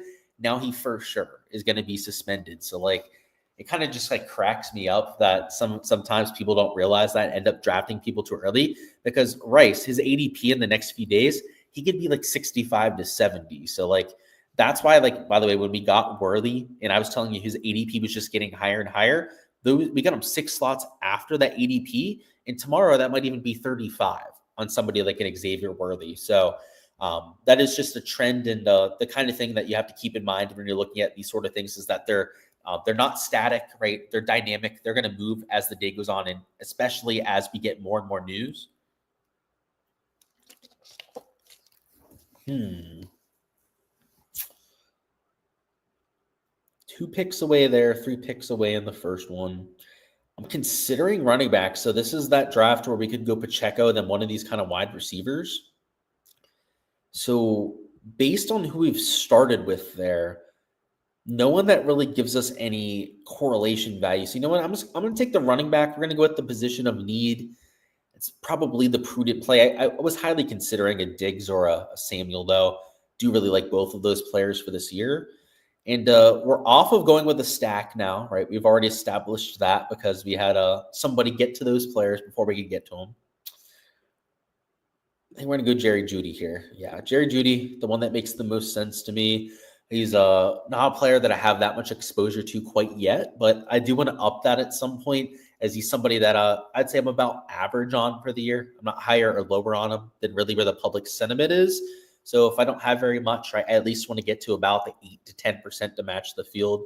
So that'll be the reason for going to a Jerry Jeudy on that one. And it's a position of need. You can never, have enough wide receivers really. in a best ball format like this. Now, if Patty Mahomes is still there, that's intriguing. And we still have some of these other elite tier wide receivers as well. So we'll see who this guy takes. So he went with one of the wide receivers, but I don't have enough Jordan Addison yet. And I know we took him on one of those other drafts, but I need more Jordan Addison. So he's another guy that we'll mix in there. Once again, position of need, high upside player that we're able to add to the board. This will be our next draft. So we've got 4 picks until we're up next. No tight end mixed in quite yet, but I like the idea of going wide receiver. So for some reason, DeAndre Swift is really dropping down the board. So that could be somebody, even though it's not a position of need that we just play because he's going to be available in the middle of the 7th round. It normally isn't. Let's see what happens. Yeah, if he's there, I'm drafting him. He shouldn't be available. This guy has 3 running backs too. So he's probably thinking the same thing to himself. He's like, I already have 3 running backs. Like, what are we doing here? I'll take him because I only have 2. So he shouldn't have been available towards the middle end of the 7th round. He does have a different bye week than the 2 other running backs that we mixed in. And because we didn't take a 1st or a 2nd round running back, your Barkleys, your, Bucky Irvings that I really like on a year like this, it's important to have 3 solid running backs. So that's why I was still willing to make that move, even though we only have 3 wide receivers on the roster. But we know over our next few rounds now in this draft that we're going to have to prioritize wide receiver. So when we get to our pick in 7 picks here, which will be about 90, we're probably looking at one of these 3 players, maybe Shakir if he's still there, but he'll probably get picked by the time that we're up. And then in this other draft, we just don't have quarterback tight end. It's just those outside positions that we really haven't squared away quite yet, which I never really like fishing on those. So we might be waiting on those 2 towards the very end of this draft. Let's see, so 4 picks away over here. Still need wide receivers. And a lot of them just went, look at that. So maybe it's people watching the stream. Maybe it's just good picks. Yeah, like Hay Bales, just good picks. I'm not going to give you crap for that. They were just good plays. But I do need a wide receiver or 2. So I'm hoping that Keon stays. If he doesn't, I have a backup plan, but I'm not disclosing that until I pick because I have a sneaky suspicion that there's people listening because it feels like I've gone screwed on this live stream and in this specific draft more than the others. The other ones weren't so bad. And again, maybe it's just me kind of looking into it too much, but it feels that way. Let's go to this one. So we're 4 picks away on this one. I'm kind of thinking quarterback tight end's a pressing need, but there's somebody that's on the board there that I would draft if he's still there. And I'm not going to disclose it again because I'm hoping that he doesn't get picked in the next 3. Could go tight end or quarterback, though. That would be the backup plan if he ends up getting taken off the board. So you can tell, by the way, that's not a quarterback or a tight end that I'm eyeing up towards the top there. 2 more players that I've got to survive on this one, though. 1 more player. Oh, and he got taken. Okay. So let's go with Baker Mayfield. I guess Baker wouldn't give us any correlation. Same thing with a Bo Nix. You know what? I'm going to go with a Bo Nix. Reason for that, and it's not really like a big problem, but because I already have a Bucky Irving in here, I'm not going to take Baker Mayfield because there's some slight anti-correlation between those 2. And when it's coming down to it in the last 3 weeks of the year, when you're trying to have the absolute nuts, those sort of small little details can matter. So maybe we're going to be hoping for like a big Bo Nix end of the year and a big Bucky Irving leading the Bucks, those kind of narratives, rather than 2 players kind of eating and cannibalizing each other as that year ends on. So we're up again over here. We could even go Baker now, because we do have a Bo Nix to use, but JCM is still available. So yeah, this is one of the players I've been fishing on this year. So I've been drafting JCM earlier than a lot of other people just because I don't think he's being treated as a running back 1. And we know Austin Eckler is not going to be getting the running back 1 usage for Washington. He's just too old. He's a crusty old guy. He can't take 20 touches a game. He knows this. Everyone knows this, right? So JCM is going to be getting a lot of carries out there for the Commanders. So I'll use him in this scenario. We don't need him because we have 2 solid running backs to start, but it's nice to have that kind of running back depth. And now we're over here. This is the draft where we desperately need wide receivers. So we got Keon Coleman in there, who's an okay kind of play. We need more. Darnell Mooney could be another one. He said avoids IR. Yeah, let's just do that. We know that he's going to be slow to start the year, but that's okay. We're going to have to hope that JJ, AJ Brown, and Marv can really carry us until he's back into the mix. But Keon Coleman, he's one of the players that I could see really taking a step forward. We know he's got the good quarterback play, but he's got to become a little bit more explosive after the catch to become the player that's a lead in fantasy. But we'll see with Keon. He's going to have more opportunity this year, that's for sure, as a more of that number one wide receiver option than what he was previously. It's also why I like Dalton Kincaid, by the way. Kincaid for the Bills, one of my top exposed plays at tight end, partially because he's just somebody I think is being underprojected by the rest of the industry. So we still need, speaking of tight ends, boy, oh boy, no tight end there, and I think no tight end in our other draft too. So that is becoming an issue across the board. There goes Loveland. There goes Ingram. I really like Ingram this year. Ingram is one of my top tight ends that I've been drafting too. So that's a really sharp take, hay bales, if you're still watching. One of the players that I think I'm at like 35-40% on him. So he's one of my more convicted plays at this point. That'll definitely go down by the time I get to 150 drafted, but at this point is one of my more convicted plays. Let's see. I don't think we need a backup quarterback yet. Because I was thinking Drake May, but I don't love anyone else. We could go Kirk. Kirk's a safe. Yeah, we'll do that actually, and I'll explain. Because we took a Mooney, who is going to be a little bit slow to start the year, I want my safe option like a Kirk to hold me over till then. And especially because we waited a bit after taking Marv to take our fourth wide receiver, I just want to bolster it up a little bit more than before. We still have a tight end problem that we kind of kicked that problem down the curb, but we did at least really help ourselves out at the most important position, and that is wide receiver. It's kind of like shots gained approach on golf. It's the most important stat category with a model. Your wide receiver position on your roster is by far the most important. It's where you get the most ceiling rounds per se, like ceiling rounds in golf, right? You get the most ceiling days or I guess games in football from that position. Quarterback as well, but you only get to play one quarterback. That's the difference. You get a lot more wide receivers in your roster than you do the quarterback position. And there's a lot of really good quarterbacks that you're going to have to choose from. These drafts, by the way, if you are people that are watching the live stream, you're just taking forever. You guys are some slappies. Other than my guy Haybales, you've been pretty quick, and you have the back-to-back picks, by the way. So you've been good. But some of these other people in here, boy, oh boy, just the Patrick Cantlay approach to drafting, taking all 20 seconds before you end up getting penalized. I guess I respect it, It's a little bit of mental warfare that they're using against us.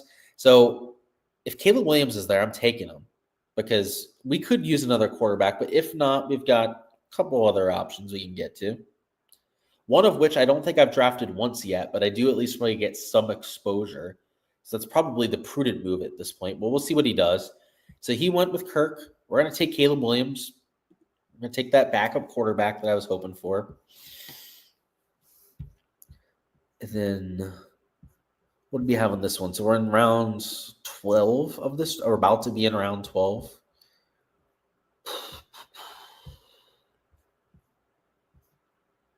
Backup quarterback feels like the smart play. Once again, yeah, we'll do that. We'll go with Jared Goff on that one. So we're up in 3 on this first draft. We still need a tight end. Kind of feel like punting it down the board because all the bottom tier tight ends get the job done. They're not the best plays, but they get the job done in most cases. Njoku is not a terrible pick at this point either, just because it's pretty much at his ADP. So it could be a spot to mix him in. We could go to old reliable Dalton Kincaid, who I have a metric shit ton of this year, but adding more exposure on top of that might be a little bit unwise. So yeah, let's go with Njoku, especially because it's just a prudent play at this point. We're up in 7 picks on this second one. And the best tight end available would be a Jake Ferguson, who he's number 136 in ADP, and we're pick 138. So that one might make a little bit of sense to do. And let's just make sure it's not sharing a whole bunch of bye weeks. And it looks like we're good from that perspective. And by the way, you don't just want to make sure that specific positions share bye weeks, but also across positions. You don't want like somebody with a bye week in week 10 across every position that you have, because that can also become a little bit troublesome when you get to that week, especially in a non-management week when you can't, pick up players in the middle of the season. Let's see. Let's catch up on chat, by the way. I know it's been a minute since I've been down there. So what are my thoughts on tight end? You're still waiting till later? Yeah, same thing for me, man. I'm definitely waiting till later in the live stream to do so, because I don't fish on tight end. Like the upside's normally not there. So, I'll fish on wide receiver at time, but normally those. I love Diggs this year. Diggs is one of my favorite plays. You've been getting a lot of Dave Montgomery. I like him too. I just worry about the upside because he's sharing time with Gibbs. But imagine if there's an injury there and he's getting all of the touches, then it would just be an absolute gold mine. Let's throw Jake Ferguson in there. That should be a pretty simple one for us. You think Swift is a good pick? Me too, man. We got him way after ADP, so I'll always just kind of punt with the ADP play. It's kind of like just taking best player available. If you're a team in the NFL draft, you're never really going to go wrong just taking the best player that you have on your board.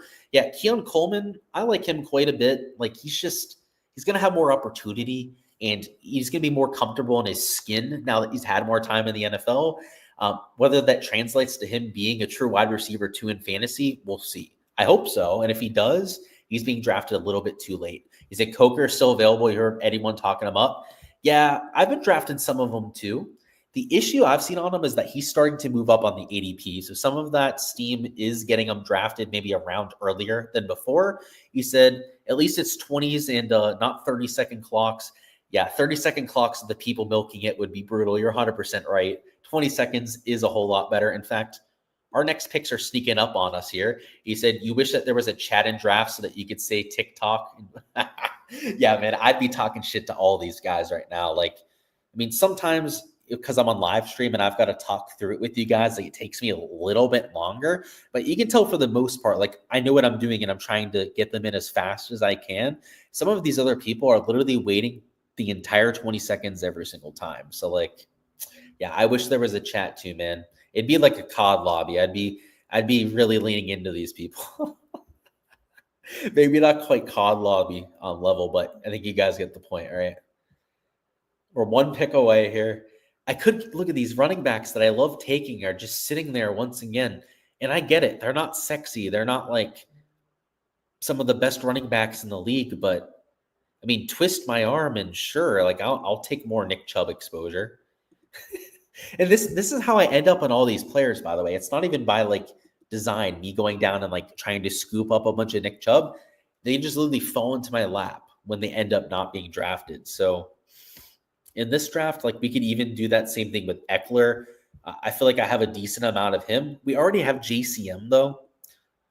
So that's kind of taking the quarterback and the good running back together. I try and avoid that when I can. So we're up here. We could go with the third quarterback. And in fact, we're going to do that. I'm going to take Trevor Lawrence. Just give ourselves a third solid option to use week to week. We don't really have one elite tier quarterback there. So I think it's better to have 3 than just to go with 2, like we did when we had a Josh Allen or Jalen Hurts. Right? Sometimes I would just take 1 and then go with 1 guy behind him. Not going to do that when our best one is Bo Nix, who I still but it's Bo Nix. Got to remember who we're dealing with at some point. Look at all these running backs on the board. What, do these people just not like taking running backs? It's a little weird.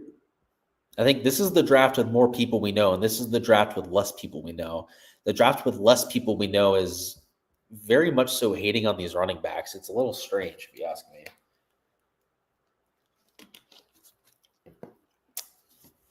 Okay, so we're up, and we still have all these running backs to choose from. I guess I could handcuff JCM and go with an Eckler here. And in fact, I guess I'll do that.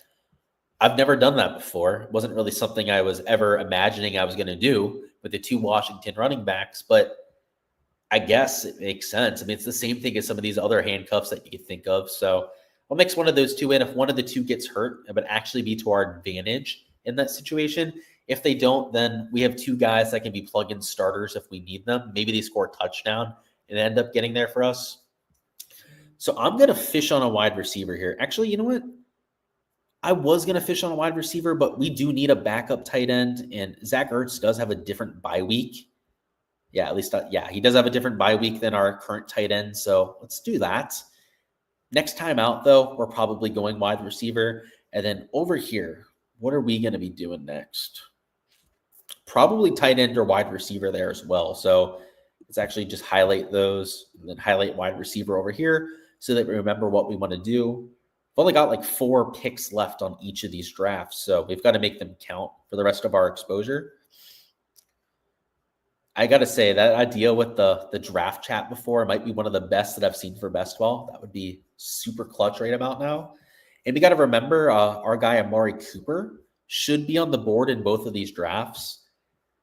If you're one of those people in chat, by the way, if you steal Amari Cooper from me, tisk, tisk, tisk. Don't be that guy. So we got 4 running backs. Just staying on top of my P's and Q's right now, making sure we're not leaving any, gaping holes on our teams. Feels like tight end is probably the biggest hole, especially on this first draft. That's why it's one of the 2 we might end up taking. But wide receiver here could definitely be a bit stronger.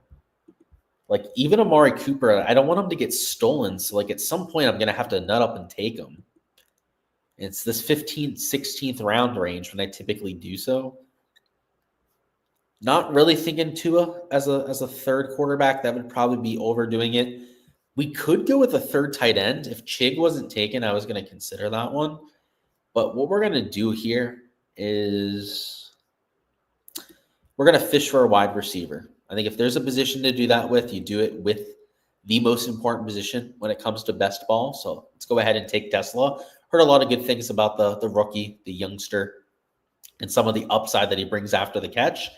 Do want to see the best players available. So Najee Harris is still there. I know he's dealing with the eye issues, but I mean, he's not even on the IR. So we're expecting him to be back relatively soon, if that's the case. Let's see what these next few people end up doing on that draft. So we're 7 away on the second one, so we'll be keeping an eye on that. I'll probably want one of those 3 tight ends as my backup on this one. That is technically our biggest need, but I kind of want to go wide receiver here too. You know what? Let's not push our luck. Okay, so yeah, Hunter Henry doesn't have the same bye week, so let's use him as our backup tight end. Let's not push our luck and end up missing out on a few of those guys. And just to make sure that we know what we're doing here, Amari Cooper's in play still. In fact, maybe not in the 15th round, but on this draft, we can consider going that direction. And then we're up in 3 here. I need more wide receivers. And I don't think we're going to take Amari Cooper at that point. Let's see. So, yeah, Amari's still available. You know what? We'll just go ahead and take him now. I'm well over 50% now on Cooper because I think it would have taken him in almost every draft that we've had so far in here. I think all but one, where that one guy took him in like the 12th round. By the way, I've never taken him in the 12th round. That guy who took him that early is an even bigger fan of his chances this year than I am. Brendan Strange, by the way, I don't even know if I've drafted him yet. He's going to have a big year. I mean, he's a big athletic guy. He's playing in an offense that should be capable with quite a few weapons. I mean, Trevor Lawrence might not be, Patrick Mahomes, but he's pretty solid himself. You know what I'm going to do here? I was thinking about taking Leggett. We're going to take Brendan Strange just because, I mean, David Njoku as our number 1 tight end is not really hitting. It's not really doing it. Just kind of like the quarterback situation where if you start with a Bo Nix, you kind of went like 3 guys at that position. We're going to make sure our quarterback and tight end are really taken care of in this one because we neglected them for the first few rounds. So, we do have some really good wide receivers, especially our top level ones, some pretty good running backs too. But that was the cost of doing so. That was the opportunity cost. So our last few rounds, we're going to round out running back and wide receiver, but we really had to make sure that we had some depth at quarterback and tight end there. So it's not my favorite lineup construction to do so, but, there's a time and place for building that sort of way. So we've got 2 more picks here. I think we want to go running back and then tight end. So if we're going to go running back, I'm not against a Jalen Wright. I don't have enough exposure there. And I think if Achane goes down, which he's proven that he gets hurt quite a bit, that could be a pretty good idea. So let's get that one loaded up. Oh, I ran out of water. I was going to get another sip. And this is going to be our last draft, by the way. Going to go ahead and cut it off after we get through these next few rounds. If you've been joining us, I appreciate you guys hanging out, doing these drafts. Subscribe if you guys haven't already, so you guys don't miss any of the content over the next few months. Next couple of days, by the way, we're going to have Showdown and Main Slate content dropping for next week. So you'll want to catch all of that. So subscribe so you guys don't miss any of that when it drops. And then, like I was saying before as well, make sure to check out my Patreon page. There should be a link below to that. If not, check it out on Patreon. It's GS Luke DFS with all the NFL content that I'll be posting. I've got projections, just like I do for golf, that you guys can find over there. It's very reasonably priced. It's cheaper than all the other big DFS sites out there and much better information if you're asking me. You have more accurate projections, especially from the ownership angle, and of course, all of the strategy and DFS coaching that I do on top of it as well. So make sure to check out the Patreon if you guys haven't already too. Let's see. Ollie Gordon, I haven't heard that much about him, man. You'll have to let me know, Lynchpin. He's not getting drafted as early as I think he should be, at least compared to the projection that I have. So maybe I should be looking at him a little bit more. He said, you're being offered Rice for Pearsall. Oh, if you have enough of a floor with your other wide receivers, I can see doing so because, Rice isn't going to be playing there for a third of the year. But when Rice gets back, he's going to be by far the better wide receiver out of those two. So that's a tough one, man. I think that kind of depends on the rest of your lineup and the rest of the roster that you're working with and whether you can, have a wide receiver not play for 6 weeks and still get away with it. Because if you can, then it's worth it. If not, then it might be more of an issue. And the thing is with like a regular fantasy league is that you can pick up players. So maybe it isn't as much of an issue for you. So I think we're going to take Amari Cooper here. So we're in the 16th round. That's about the spot where we can do so. And then I think we got to go running back. Do we go Sean Tucker? We'll take Sean Tucker. All right, that's it for that draft there. And then we have one more or two more picks on this one.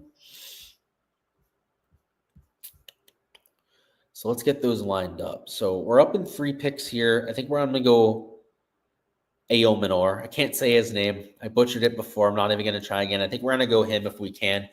I like those big-armed quarterbacks matched up with guys that are really physical wide receivers. And from all the reports that I've seen, that's exactly what we're getting with this guy. And I hate to call him this guy, but I just literally can't say his last name. So my bad. Let's mix him in there. And then for our last pick, could go running back, could go wide receiver. That would be the 2 positions that we're down to. Let's see. So a lot of these guys we've already picked because we're on draft number 6 doing it together. Like I've already told you, I like a Sean Tucker. I like a Blake Corum. Let me show you some of these other wide receivers that I'm considering taking. So if we go down here a little bit further, I've drafted some Devon Vele. I mean, he's just a talented wide receiver that, he should get some opportunity for the Saints. There's not a whole lot of wide receivers on that roster that are going to be taking away playing time. Could even go Roman Wilson for the Steelers. If they don't pick up a wide receiver too, he's going to see a little bit of playing time this year. Christian Watson, I know he's not going to play early in the year because he's going to be on either the IR or the PUP for a while. But when he comes back, he could be a player that gets a little bit of playing time. Let's see. Calvin Austin, I think we may have taken him once before, but he's a player that would fit that too. So let's throw a few of these in the shopping cart. Let's do that. Yeah, a lot of these other guys down here I probably wouldn't be taking too many shots on, but maybe one of those 3 that we have in there. Worst case scenario, we'll make it a conviction play on like a Diame or a Darius. But of course, yeah, these guys milking all 20 seconds in round 18. You love to see it, huh? Spending all that time trying to figure out who they're taking as their very last player.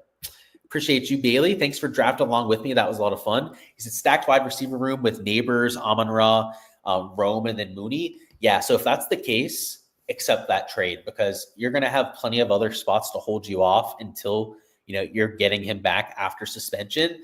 In that case, then that trade makes a whole lot of sense. So, and by the way, I'm not sure how many players you have in that league. I'm guessing 8 if you're getting those kind of players, or maybe 10. If not, you're a damn good drafter. So good stuff there. And maybe you can even use that value to get a little bit of extra at running back or something. So consider that as well. That is going to be it for the live stream, though, after we make this last pick. So for everyone that stopped on by, that was hanging out with us, I appreciate you guys. Again, subscribe if you guys haven't already, as there's going to be a lot of content that we're doing here on YouTube. There'll be best ball drafts over the next week. This will probably be at least 1 or 2 more of these that we're doing, but also showdown previews for all the big slates. I do all of those on YouTube for free, right? You don't have to pay for my Patreon to get those free YouTube breakdowns. So that's why subscribing is so important. And then also for main slate, I do videos for that every single week as well. So if you haven't already, first off, what are you waiting for, right? We've already mentioned it a couple of times, but that's why it's so important, because there's so much free content here on YouTube that you can take advantage of. In any second now, these people will pick their players. A couple people got the memo, right? It's round 18. Like, let's get on with it. But this guy clearly hasn't. He's going to use all 20 seconds because apparently he's got a whole lot to consider with these last few players. And we'll take Calvin Austin to round off that sort of lineup. But that's all I've got, guys. I appreciate you stopping by the live stream that I said before. Best of luck, and I'll see you guys for some of the content throughout the week.